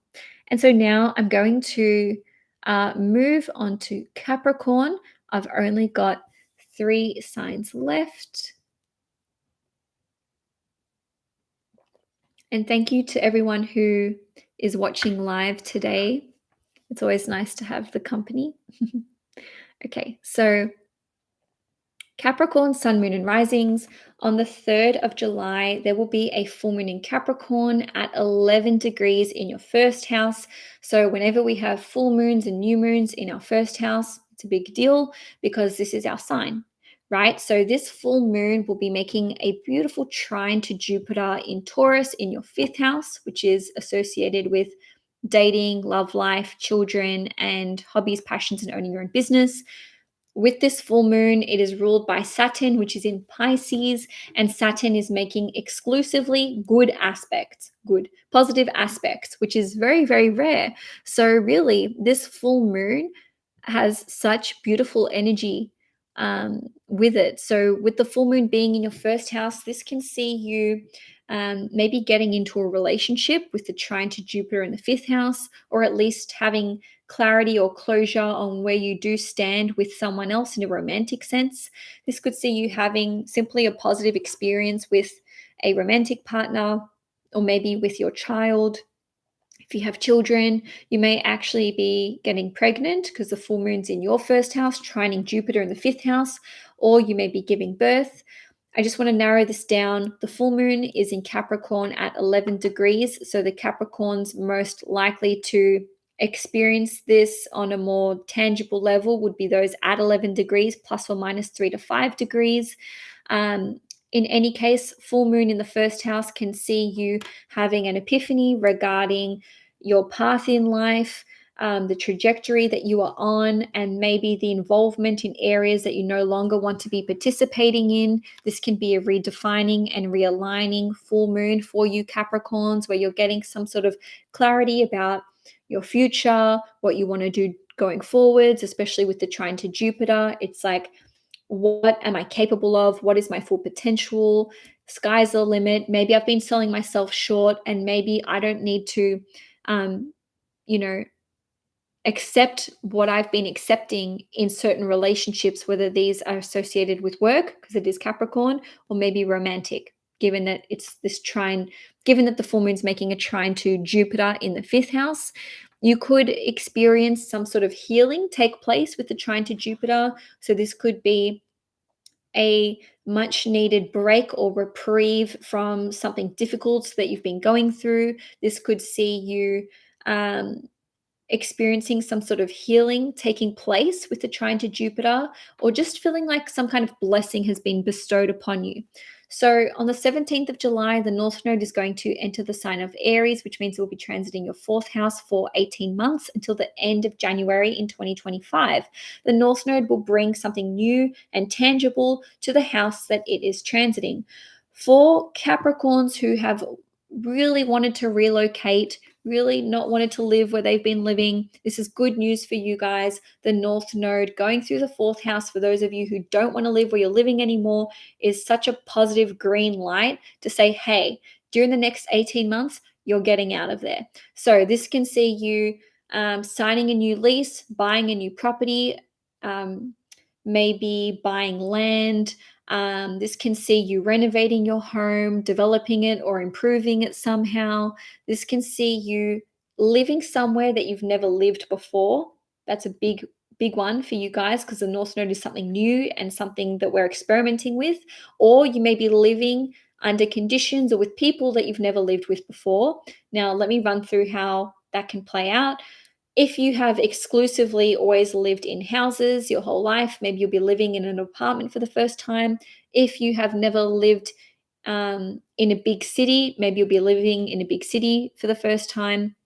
The North Node energy is more about it has like Uranian and Mars like energy. So there is something here which is associated with new technology or big cities, or perhaps just living somewhere which is quite unusual, or there's something maybe unconventional about it. And for others of you, if you've never lived with a romantic partner before, maybe you'll be living with them. Maybe you'll be living with a love interest. If you've never had a housemate or a flatmate before and you've always lived with family members, maybe you'll be moving out with a flatmate or getting one in to move into your place. You could become a landlord for the first time, or a homeowner for the first time, or maybe you've never rented before and you're doing that for the first time. Now, then the fourth house rules over family. Okay, so you could be expanding your family. Again, there's something new about this energy. So you could become a first time parent. You could become a first time grandparent. You could um, you could be expanding your family through IVF. You could be fostering a child or adopting a child. Fun fact: if you have the North Node conjunct the Moon, or the North Node near the fourth house cusp, this can be an indicator of adoption, fostering, or there being some sort of like fish out of water circumstances to how you grew up. So maybe you were born in one country and then you ended up um, being raised in a country which is different to your home country. I digress. With the North Node being in your fourth house, this can see you experiencing big changes when it comes to um, what kind of parenting practices you want to be engaging in. And you could be very experimental in this department. You could just be, trying new things to see what works. These could be quite progressive or unusual in nature by other people's standards, but who cares about those? On a different note, this can see you learning something new about your ancestry or your lineage, or having a newfound interest in your family's cultural roots and heritage. Um, with the North Node being in your fourth house, um, just be mindful not to bite off more than you can chew when it comes to renovating your property or expanding your territory further, or, maybe overspending on property or land. That is an unfortunate potential downside of having the North Node in the fourth house, where it's just like, you know, you're biting off more than you can chew, or more than you can actually handle. Like, you're overestimating your abilities, I should say. Now, with the South Node being in your 10th house, this can indicate um, that you are aligning to a more spiritual path, especially with respect to career, public image, and professional identity. Um, I've spoken to lots of clients who've had the South Node transiting their 10th house, let's say in Scorpio, or even the South Node transiting their Sun, where they are revisiting ideas or notions that they've had previously, which really call to them on a spiritual level. So, on one level, the South Node going through your 10th house can see there being a departure from the industry that you're in, or the job that you're currently in. But that is only if it's not in alignment with you anymore. Not everyone who has the South Node going through their 10th house is going to, you know, like leave that job during the 18-month period. It really just depends on if it's in spiritual alignment with you. You could be an accountant, right? And maybe you've done this for 10, 20 years. If this is what's spiritually in alignment with you, don't worry about it. You'll still be in your job. Okay. As long as you are truly passionate about what you were doing, um, then it's in alignment with you, and then it's fine. So some of you may feel called to pursue a spiritual path when it comes to your work. And maybe for you, this is to do with healing. Maybe for you, this is to do with medicine or something creative, especially because the South Node is in Libra and Libra is a creative sign. It could be to do with something artistic, or maybe something to do with architecture, or maybe even social justice issues or the law. Libra is one of the signs that is associated with balance and the law. So it could be that you feel called and drawn towards a career in one of those areas. Because the 10th house rules over leadership and responsibilities, this can indicate that you have less responsibilities, less leadership, less of a leadership role to uphold. So there can be less pressure on you. This can be a time where you don't have as many responsibilities, or maybe you're taking a step back from having a high flying career. The South Node going through your 10th house can indicate that you need a break. Hey, maybe you don't want to work for a year and a half. Maybe you are becoming a parent and you're going to be the primary caregiver. And so, you're putting your career on pause. Some of you may just be retiring from the work industry altogether during this 18-month period. Bonus points if you are a Capricorn rising with a Libra midheaven. And again, bonus points if you are a Capricorn sun. Ultimately, though, another way that this can play out is your primary parental role is coming to an end. What I mean by that is maybe your children are, of an age where they're moving out, maybe they're in their 20s, maybe they've become parents themselves, and ultimately, you're becoming an empty nester perhaps, or you just no longer need to really parent your children. Obviously, you're a parent for life, and by that I mean, maybe you won't ever detach from that feeling of, oh, they're my baby, they're my child, but your active parental responsibilities may dissipate during this 18-month period of time. Now, the downside of having the South Node through the 10th house is just feeling confused about career and life path, and feeling apathetic about your career and your life path. So if that's the case, I would advise you not to fight it. Don't worry. If you feel confused about your career, your life purpose, just try not to resist that energy. Try to just ride the wave. If you don't know in the moment, it's because you're not meant to know, or the options that you are considering do not contain the one that would be in the most alignment with you. Okay, so the South Node through the 10th house will hopefully allow you to think outside the box. Now, on the 17th of July, there will be a new moon in Cancer. Sorry, I just lost my place for a moment. I was like, am I on Sagittarius? But no, I'm on Capricorn. So on the 17th of July, there will be a new moon in Cancer at 24 degrees in your 7th house. So when we have a new moon in the 7th house, this can indicate that there are changes coming to our relationship sector. Okay, relationships of all kinds, romantically speaking, your relationships with friends, with clients, etc. So you may be signing a new contract.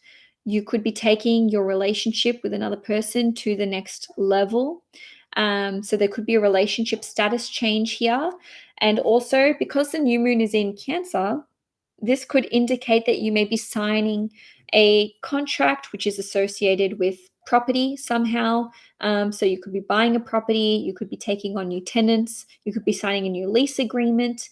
And the 7th house rules over the second born child. So this could indicate that there is a new chapter starting within the life of your second born child.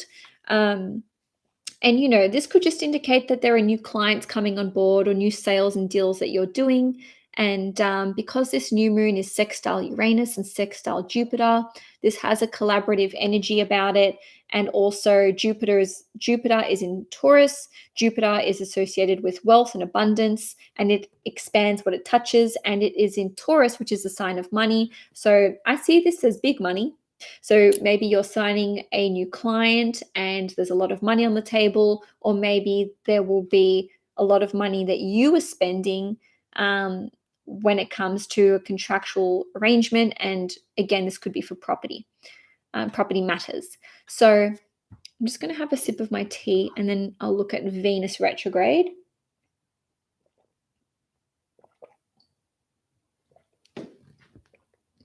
Also, this will officially be the longest video that I've ever done.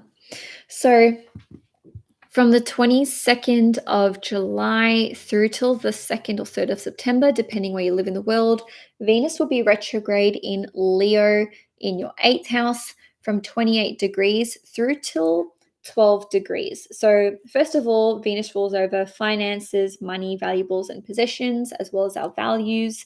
And it is a relationship planet. The 8th house rules over mutual resources, and it also rules over intimacy, sex, deep healing, transformation, as well as anything occult and let's say taboo in nature, and transformation. I think I might have mentioned that already. I digress. So Venus being retrograde in the 8th house indicates that there is some sort of shift that's taking place when it comes to your mutual resources and finances. So this could indicate that there is some sort of rearrangement taking place, whether this is with respect to an inheritance, maybe a child custody arrangement. So, how often you have your kids versus how often your ex looks after your kids. Because Venus is retrograde, this is about renegotiating terms. And, for some of you, this could be renegotiating in your favor. So, for example, if you want to have your child with you, more than every second weekend, maybe you are going to be able to successfully negotiate this with your partner. On a different level, the contribution that you and your significant other make to your mutual resources may be shifting. Their pay may increase. They may receive a lump sum of money or some sort of generosity from their family. For you personally, there could be a change in how much money you are earning from your business, given that Venus rules over the 5th house. The 8th house represents sudden change, and it does have this energy sometimes of the rug being pulled from beneath you. So because Venus rules over the 5th house, which represents romance and owning your own business, and it also rules over the 10th house, which represents your work and your public image, there could be a change here that takes place, which is unexpected. It could be unexpected because other people don't expect it of you, or it could be something where you're like, hey, this is catching me off guard. So for example, you may suddenly decide that you want to quit your job or take a break, and this could be surprising to people around you. Or you could enter into a relationship, given that Venus rules over the 5th house and relationships itself, and this could be quite shocking to other people. On a different note, this can see you possibly getting reacquainted with someone that you have been sexually intimate with before, because Venus is retrograde in the 8th house. Ultimately, this is a very high level indicator for deep healing and transformation when it comes to the relationship that you have with your significant other, how you feel about dating and romance and your love life, how you feel about your children. Your relationship with your children can undergo a healing, some sort of healing. And also with Venus ruling over your 10th house, which is like your public image and your work, and being in your 8th house retrograde, you could be feeling quite liberated from the workplace that you've been part of, where it's like, I don't actually have to work here. No one is forcing me to work here. I'm having an epiphany about what I want for myself and what is or is not in alignment. So that's actually about it, guys, for Capricorn, Sun, Moon, and Risings. If you enjoyed this horoscope, please give the video a thumbs up. If you'd like to see more content on this channel, please hit the subscribe button. And I'm now going to move on to Aquarius. Okay, just to answer this question in the chat, how's my Greek so far? Not great. But it will be. Okay, Aquarius, Sun, Moon, and Risings. On the 3rd of July, there will be a full moon in Capricorn at 11 degrees in your 12th house. The 12th house is very hidden, very psychological in nature. So, what happens in the 12th house? I don't want to say stays in the 12th house, but you can kind of keep a lid on it and keep it private. And this is more like what's happening on a subconscious level for you. So, the full moon in Capricorn this time around has very positive healing aspects going alongside it. So, with this taking place in the 12th house and trining Jupiter in the 4th house, this can indicate that you are overcoming fears and securities that may have been with you since childhood. This can see you healing something on a deep level when it comes to your childhood or your upbringing or your relationship with your family.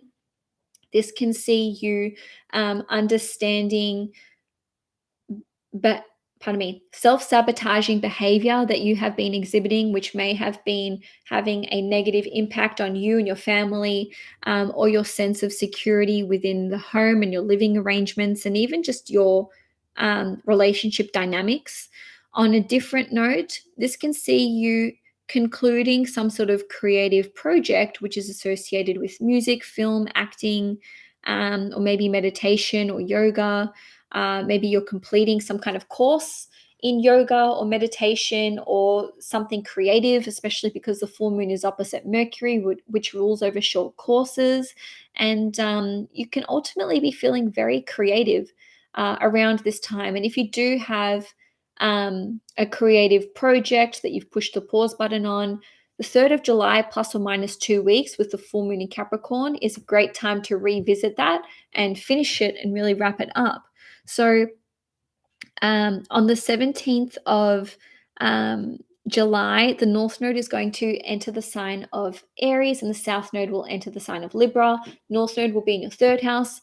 South Node will be in Libra in your 9th house. And this is an 18-month transit, which will last until the end of January in 2025. So with the North Node being in the 3rd house, this indicates experimenting in this department, trying new things, maybe becoming quite fixated or I dare say obsessed with these areas. So the 3rd house rules over communications, technology, and vehicles. So some of you may be learning new things, really experimenting with the kinds of courses that you are taking or the new skills that you want to develop and master. Some of you may be starting a new YouTube channel, a new social media account. Maybe you'll be looking at building a website or building a business. The 3rd house is a business house overall. You could be starting a new blog, writing a book, or gathering data. You could actually try your hand at public speaking. And for others of you, you could be developing an app or innovating something new, developing something new. So some of you may be purchasing a new vehicle, and this is probably the likes of which you have not had before. So for example, if you've never owned a boat, maybe you'll be looking at owning a boat. You could be purchasing new machinery or tools or equipment, which is very Aries. The 3rd house is associated with certifications, diplomas, and qualifications. The North Node in the 3rd house can kind of have the North Node in and of itself can kind of have imposter syndrome energy. So the North Node in the 3rd house could be like, what am I doing in this class? Or who do I think I am applying, for this qualification? But the North Node in the 3rd house says you can get it and you can nail it. So stretch goals here are very much encouraged when it comes to writing, starting businesses, getting new qualifications, and maybe even developing your own courses. The 3rd house rules over friends, co-workers, collaborations. And so many of you will make new friends. You may form a new group of friends, probably smaller in nature, as is 3rd house energy. You could be welcoming new co-workers on board, new clients. Some of you may actually have an opportunity to become a manager or to oversee a small team. And ultimately, this can indicate that you are experimenting with new ways of communicating and expressing yourself, and certainly new business ideas and new ideas for products and services and marketing and branding. With the North Node in the third house, I'm sure that you Aquarians are going to learn a lot, like a lot in a short period of time, and you may be interested in a very wide range of subjects, and you may feel inclined to do a whole lot of short-term courses. So the downside of having the North Node in the third house is being too busy, having too many meetings, getting involved in too many projects, and feeling a bit overwhelmed by all the things that you've picked up. So this does have the energy of jack of all trades, master of none. Again, I would just guard against that. You can feel like it's hard to pick just one good idea, but the silver lining there is that you have lots of good ideas that you can explore. So with the South Node being in your ninth house, this can indicate that your trip abroad could be coming to a close. You could also let go of a higher education course. And this could, on one hand, you could graduate and simply finish it. And maybe there's a bittersweet energy there where you're like, oh, but I loved attending university, or I loved, working with my mentor or teacher. On a different note, though, the South Node in the ninth house could indicate apathy or disinterest, where you're like, yeah, I'm halfway through this master's program, but I just want to quit. And I'm not saying that that's good. I'm not saying that that's bad. I'm just saying that your interest in higher education may dissipate over this 18-month period of time. Ultimately, though, having the South Node go through the ninth house is very positive when it comes to deprogramming yourself from negative and harmful belief patterns. So, if you were raised to believe something which you now deem to be not true or harmful, or you don't want to subscribe to that belief anymore, look, I'm just going to use religion as an example. If you were raised as a devout whatever, and you grew up and you explored the world and you realize that you have a new way of seeing the world, but you still have these um like built-in rote learned responses to things, the South Node going through the ninth house can see you deprogramming and detaching from these beliefs, even if you feel like they were almost like hardwired into you from a young age. On a different note, if you are estranged from your father, the South Node being in your ninth house can see you actually reacquainting with him or with a father figure in general. With the South Node being in your ninth house, this can see you actually feeling more connected to your spiritual path or your religious path. And I say that because the South Node allows us to channel divine knowledge and wisdom, and the ninth house is considered to be the house of God. And I do this because, you don't have to refer to any higher power as God. This just represents that if you do believe in some sort of higher power, whether you call it God or source or spirit or something else, the South Node going through your ninth house can see you feeling like there's more of a direct connection and link there. So this can also indicate the end of a court case battle, because the ninth house rules over legal court cases. So if there's one that's been ongoing, this can finally draw to a close. Let's just see. This can also indicate the student becoming the master. So if you feel that you have always been a student in a certain area, but you've studied it for many, many years, the South Node going through the ninth house can see you feeling like you've actually achieved or attained a certain level of knowledge or wisdom, where you can now step into the role of being teacher. So lastly, Aquarius, I'm going to look at Venus being retrograde in Leo. So this will be in your seventh house from 28 degrees going back to 12 degrees. And it's 22nd of July through till the 2nd or 3rd of September, depending where you live in the world. I'm on the home stretch now. So the seventh house is associated with relationships, and it is associated with contracts, and also it represents like marriages and significant long-term partnerships. Venus is also a relationship planet in and of itself. So Venus retrograde here can indicate that you're redefining all kinds of partnerships and relationships, whether these are business, friendship, romantic. You can sort of reconnect or reunite with people that you've been estranged from. But this also has make it or break it energy. But it's a little softer than that. It's not sort of like Mars retrograde. Venus in the seventh house being retrograde is more like, let's try to agree on certain things. Let me try to understand your perspective, and vice versa. I'll give you an opportunity to be heard as long as you give me an opportunity to be heard. And this also indicates that if you are navigating, let's say, I don't even want to call it the breakdown, but if you're navigating a conscious uncoupling of sorts, this can see you actually achieving that in a very amicable and cooperative way. So there doesn't need to be, huge arguments or screaming matches.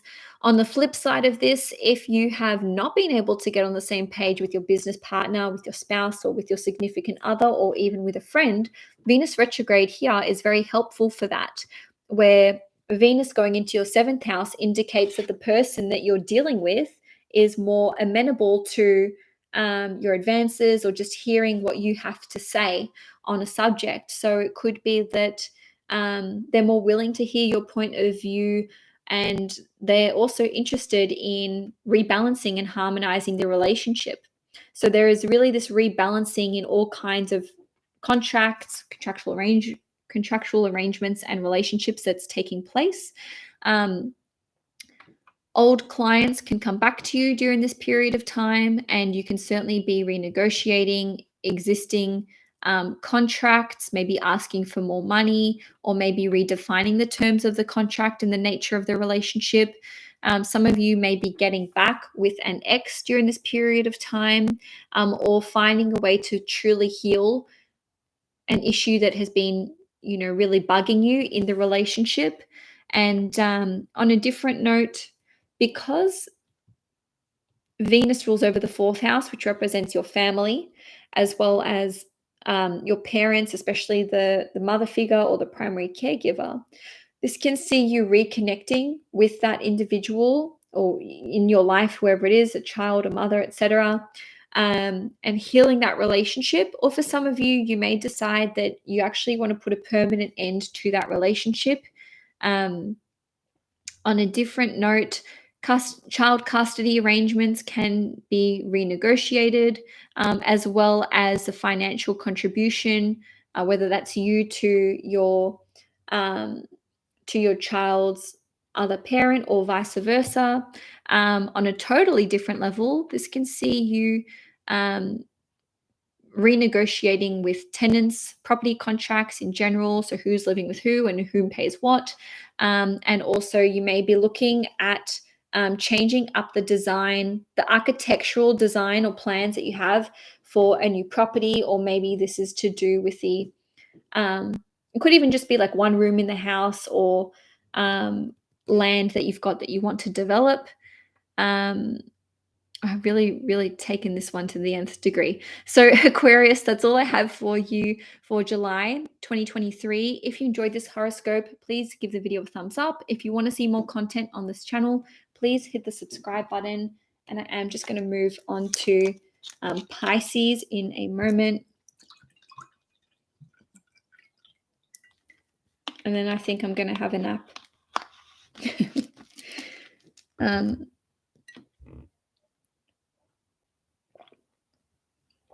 Thank you to any Pisces who has stuck around right till the end to watch, or anyone who's just watched this whole thing. It's been quite the saga. Anyway, Pisces, sun, moon, and risings. On the 3rd of July, there will be a full moon in Capricorn in your 11th house, and it will be at 11 degrees. This full moon will be making a beautiful sextile to Jupiter in Taurus, which is your ruling planet. And that means that there is some sort of healing energy or blessing that is coming through with this full moon. So the full moon in the 11th house can indicate that you may be quashing some kind of issue that you've had with a friend or with a family. Well, sorry, not a family member, an older sibling, because the 11th house rules over older siblings. This can indicate that you are experiencing some sort of recognition within your wider network or within your friendship group or a community that you are part of. Because it is trining Jupiter in your 3rd house, this could be something that you worked on in a small team or something to do with communications, or it could involve technology in some way, shape, or form. With the full moon occurring in your 11th house, this can indicate that you are receiving maybe a lump sum of money. This could be a bonus. You could even win prize money in some capacity. Your workplace could be funding something for you, whether this is like furthering your education somehow, or they could just be investing in your skills and your talents. With the full moon occurring in your 11th house, you may actually just be completing a long-term goal or project. This could be something that you've worked on for a long time. This could involve lots of moving parts. This could involve lots of people. This could see you giving a speech, a public speech, or, successfully pulling off some kind of social event, or it could even be a work event, because it is the sign of Capricorn after all. Ultimately, with the full moon occurring in your 11th house, there's some kind of positive development when it comes to either achieving a long-term goal or dream of yours, or just understanding that you have the potential to do so in the future. Now, on the 17th of July, the North Node is going to enter the sign of Aries, and it will be there for 18 months. So this is the 17th of July through till the end of January in 2025. The North Node will bring something new to the house that it transits, and the North Node has very excitable, experimental energy to it. So the North Node in the 2nd house indicates that during this 18-month period, you're highly likely to develop a new stream of income, invest in new resources, procure a new valuable or possession or resource in general. This can see you being incredibly ambitious with your financial goals, and you can actually achieve these goals. This can see you becoming more self-sufficient and resourceful, and being able to earn money for yourself without relying on other people. This can see you experiencing a big increase in your self-worth. And you may also want to experiment when it comes to the 5 senses. So you may be breaking out of your comfort zone when it comes to your wardrobe, how you dress, your taste in food, your diet, what music you like to listen to. With Venus, I don't know why I was going to talk about Venus for a moment. Well, the 2nd house in and of itself is associated with Venusian type of things anyway. So anything that the 5 senses represents, this is where you can be experimenting or developing new taste in general. With the 2nd house and the North Node transiting through here, you may feel inclined to break from certain family expectations and traditions. So the 2nd house can be associated with these things, and the North Node is sort of like wanting to buck those trends. So you could be rejecting certain cultural or familial expectations that are placed upon you. If anything, with the North Node going through the 2nd house, I would warn against becoming a bit too materialistic, because the North Node, or Rahu, has this insatiable appetite. And when it's in the 2nd house, this can be an appetite for money and material possessions and items. Lastly, I would just be careful when it comes to developing obsessions with food. So I don't want to project this onto you, but it's a general reading, so just take it as it resonates. Just be mindful not to develop an addiction to smoking, unless you want to. And also just be careful when it comes to food as well, because again, the North Node has this like insatiable sort of appetite. Now, with the South Node going through Libra in your 8th house, this can see you releasing fears or maybe other types of addictions. So you can release blockages, you can feel like you're letting go of emotional baggage, and things that you've sort of been carrying around with you for many years. This can see you paying off some sort of debt, so no longer owing anyone money. This can see you cutting the cords with a past romantic lover or someone that you were intimately involved with who you feel has some kind of hold over you. This can see you also dissolving emotional barriers. So this can actually allow you to become closer to your significant other, or to experience more intimacy, and to be able to be more vulnerable with another person. So you can really be letting go of the walls that have been keeping other people out.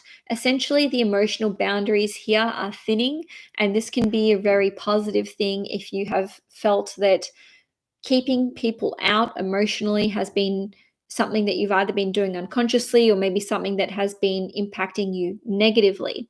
Now, with the 8th house ruling over mutual resources, this can see you being released from your need or requirement to contribute to another person.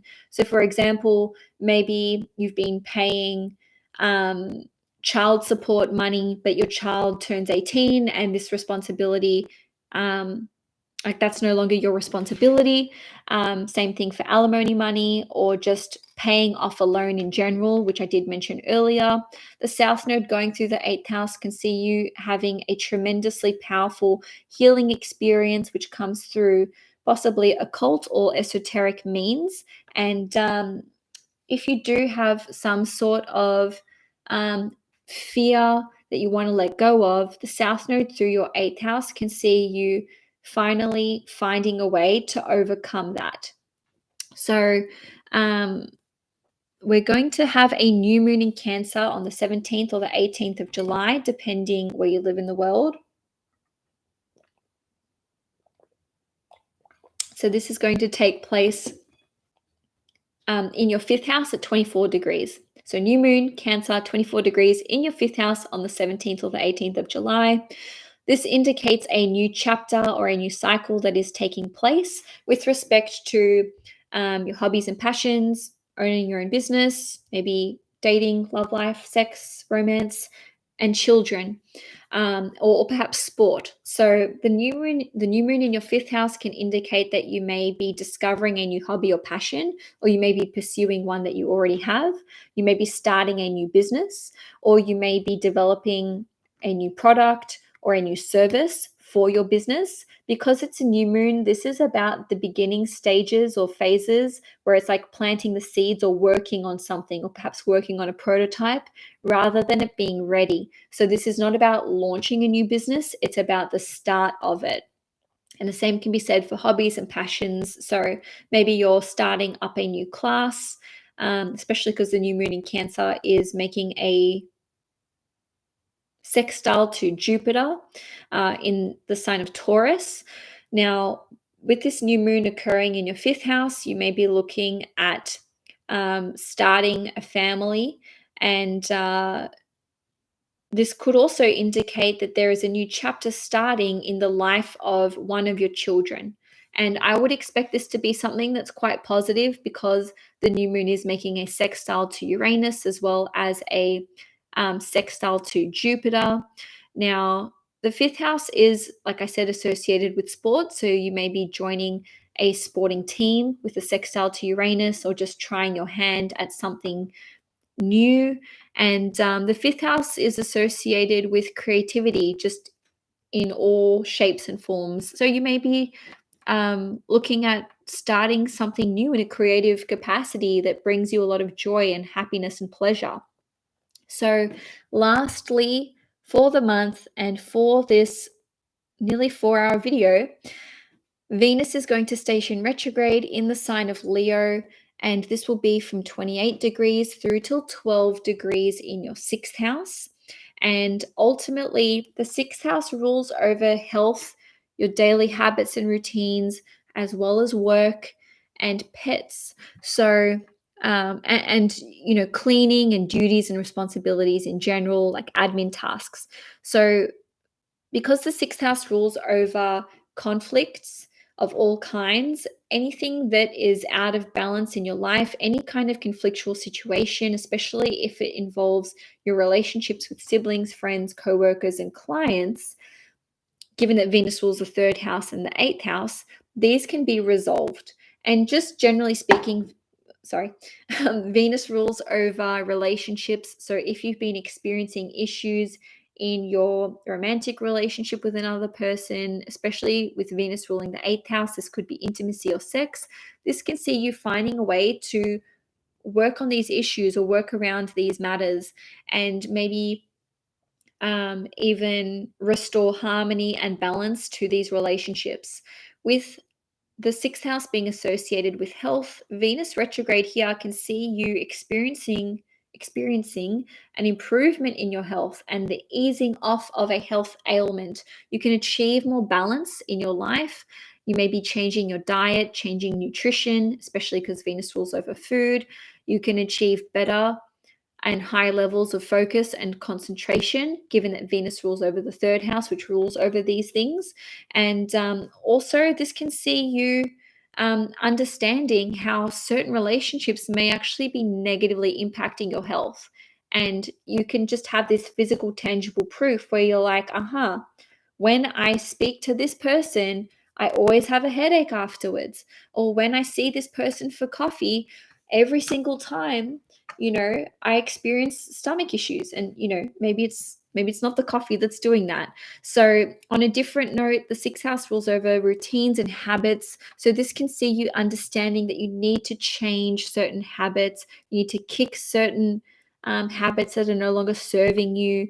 And again, these could be related to food. With Venus ruling over your eighth house, this could be to do with an addiction, or this could be to do with feeling like there's someone that you're romantically or sexually involved with who has some kind of hold over you.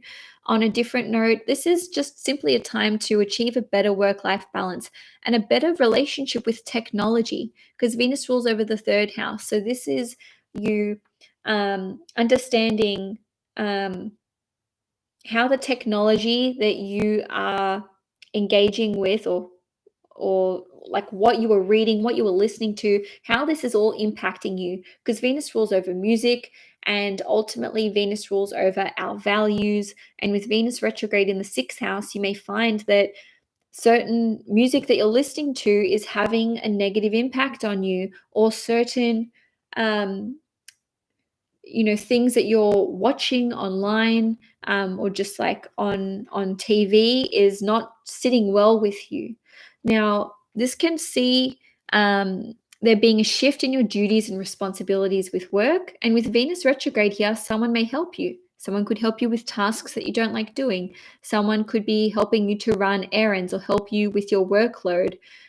Because Venus rules over your third house, which is associated with co-workers, as well as clients, there may be a need here for you to take a step back, deal with less clients, maybe offload some of your work onto that of the team members. And if you've been experiencing issues in the workplace, Venus retrograde here can see you overcoming those and tackling those. So your work life can improve, you can have a lighter load, and you can certainly, by the end of this period, enjoy better relationships with your co-workers, and also siblings, because again, Venus rules over the third house. But I would say that Venus retrograde would necessitate there being some kind of clarifying conversation that takes place before you can achieve that. And so, Pisces, that's all I have for you for July 2023. If you enjoyed this horoscope, please give the video a thumbs up. If you'd like to see more content on this channel, please hit the subscribe button. Enjoy your month ahead, and thank you to everyone who watched this nearly 4-hour long video. I appreciate all of you, and next time I live stream, it will be probably from the UK or Europe. So anyway, thanks again, and have a good one.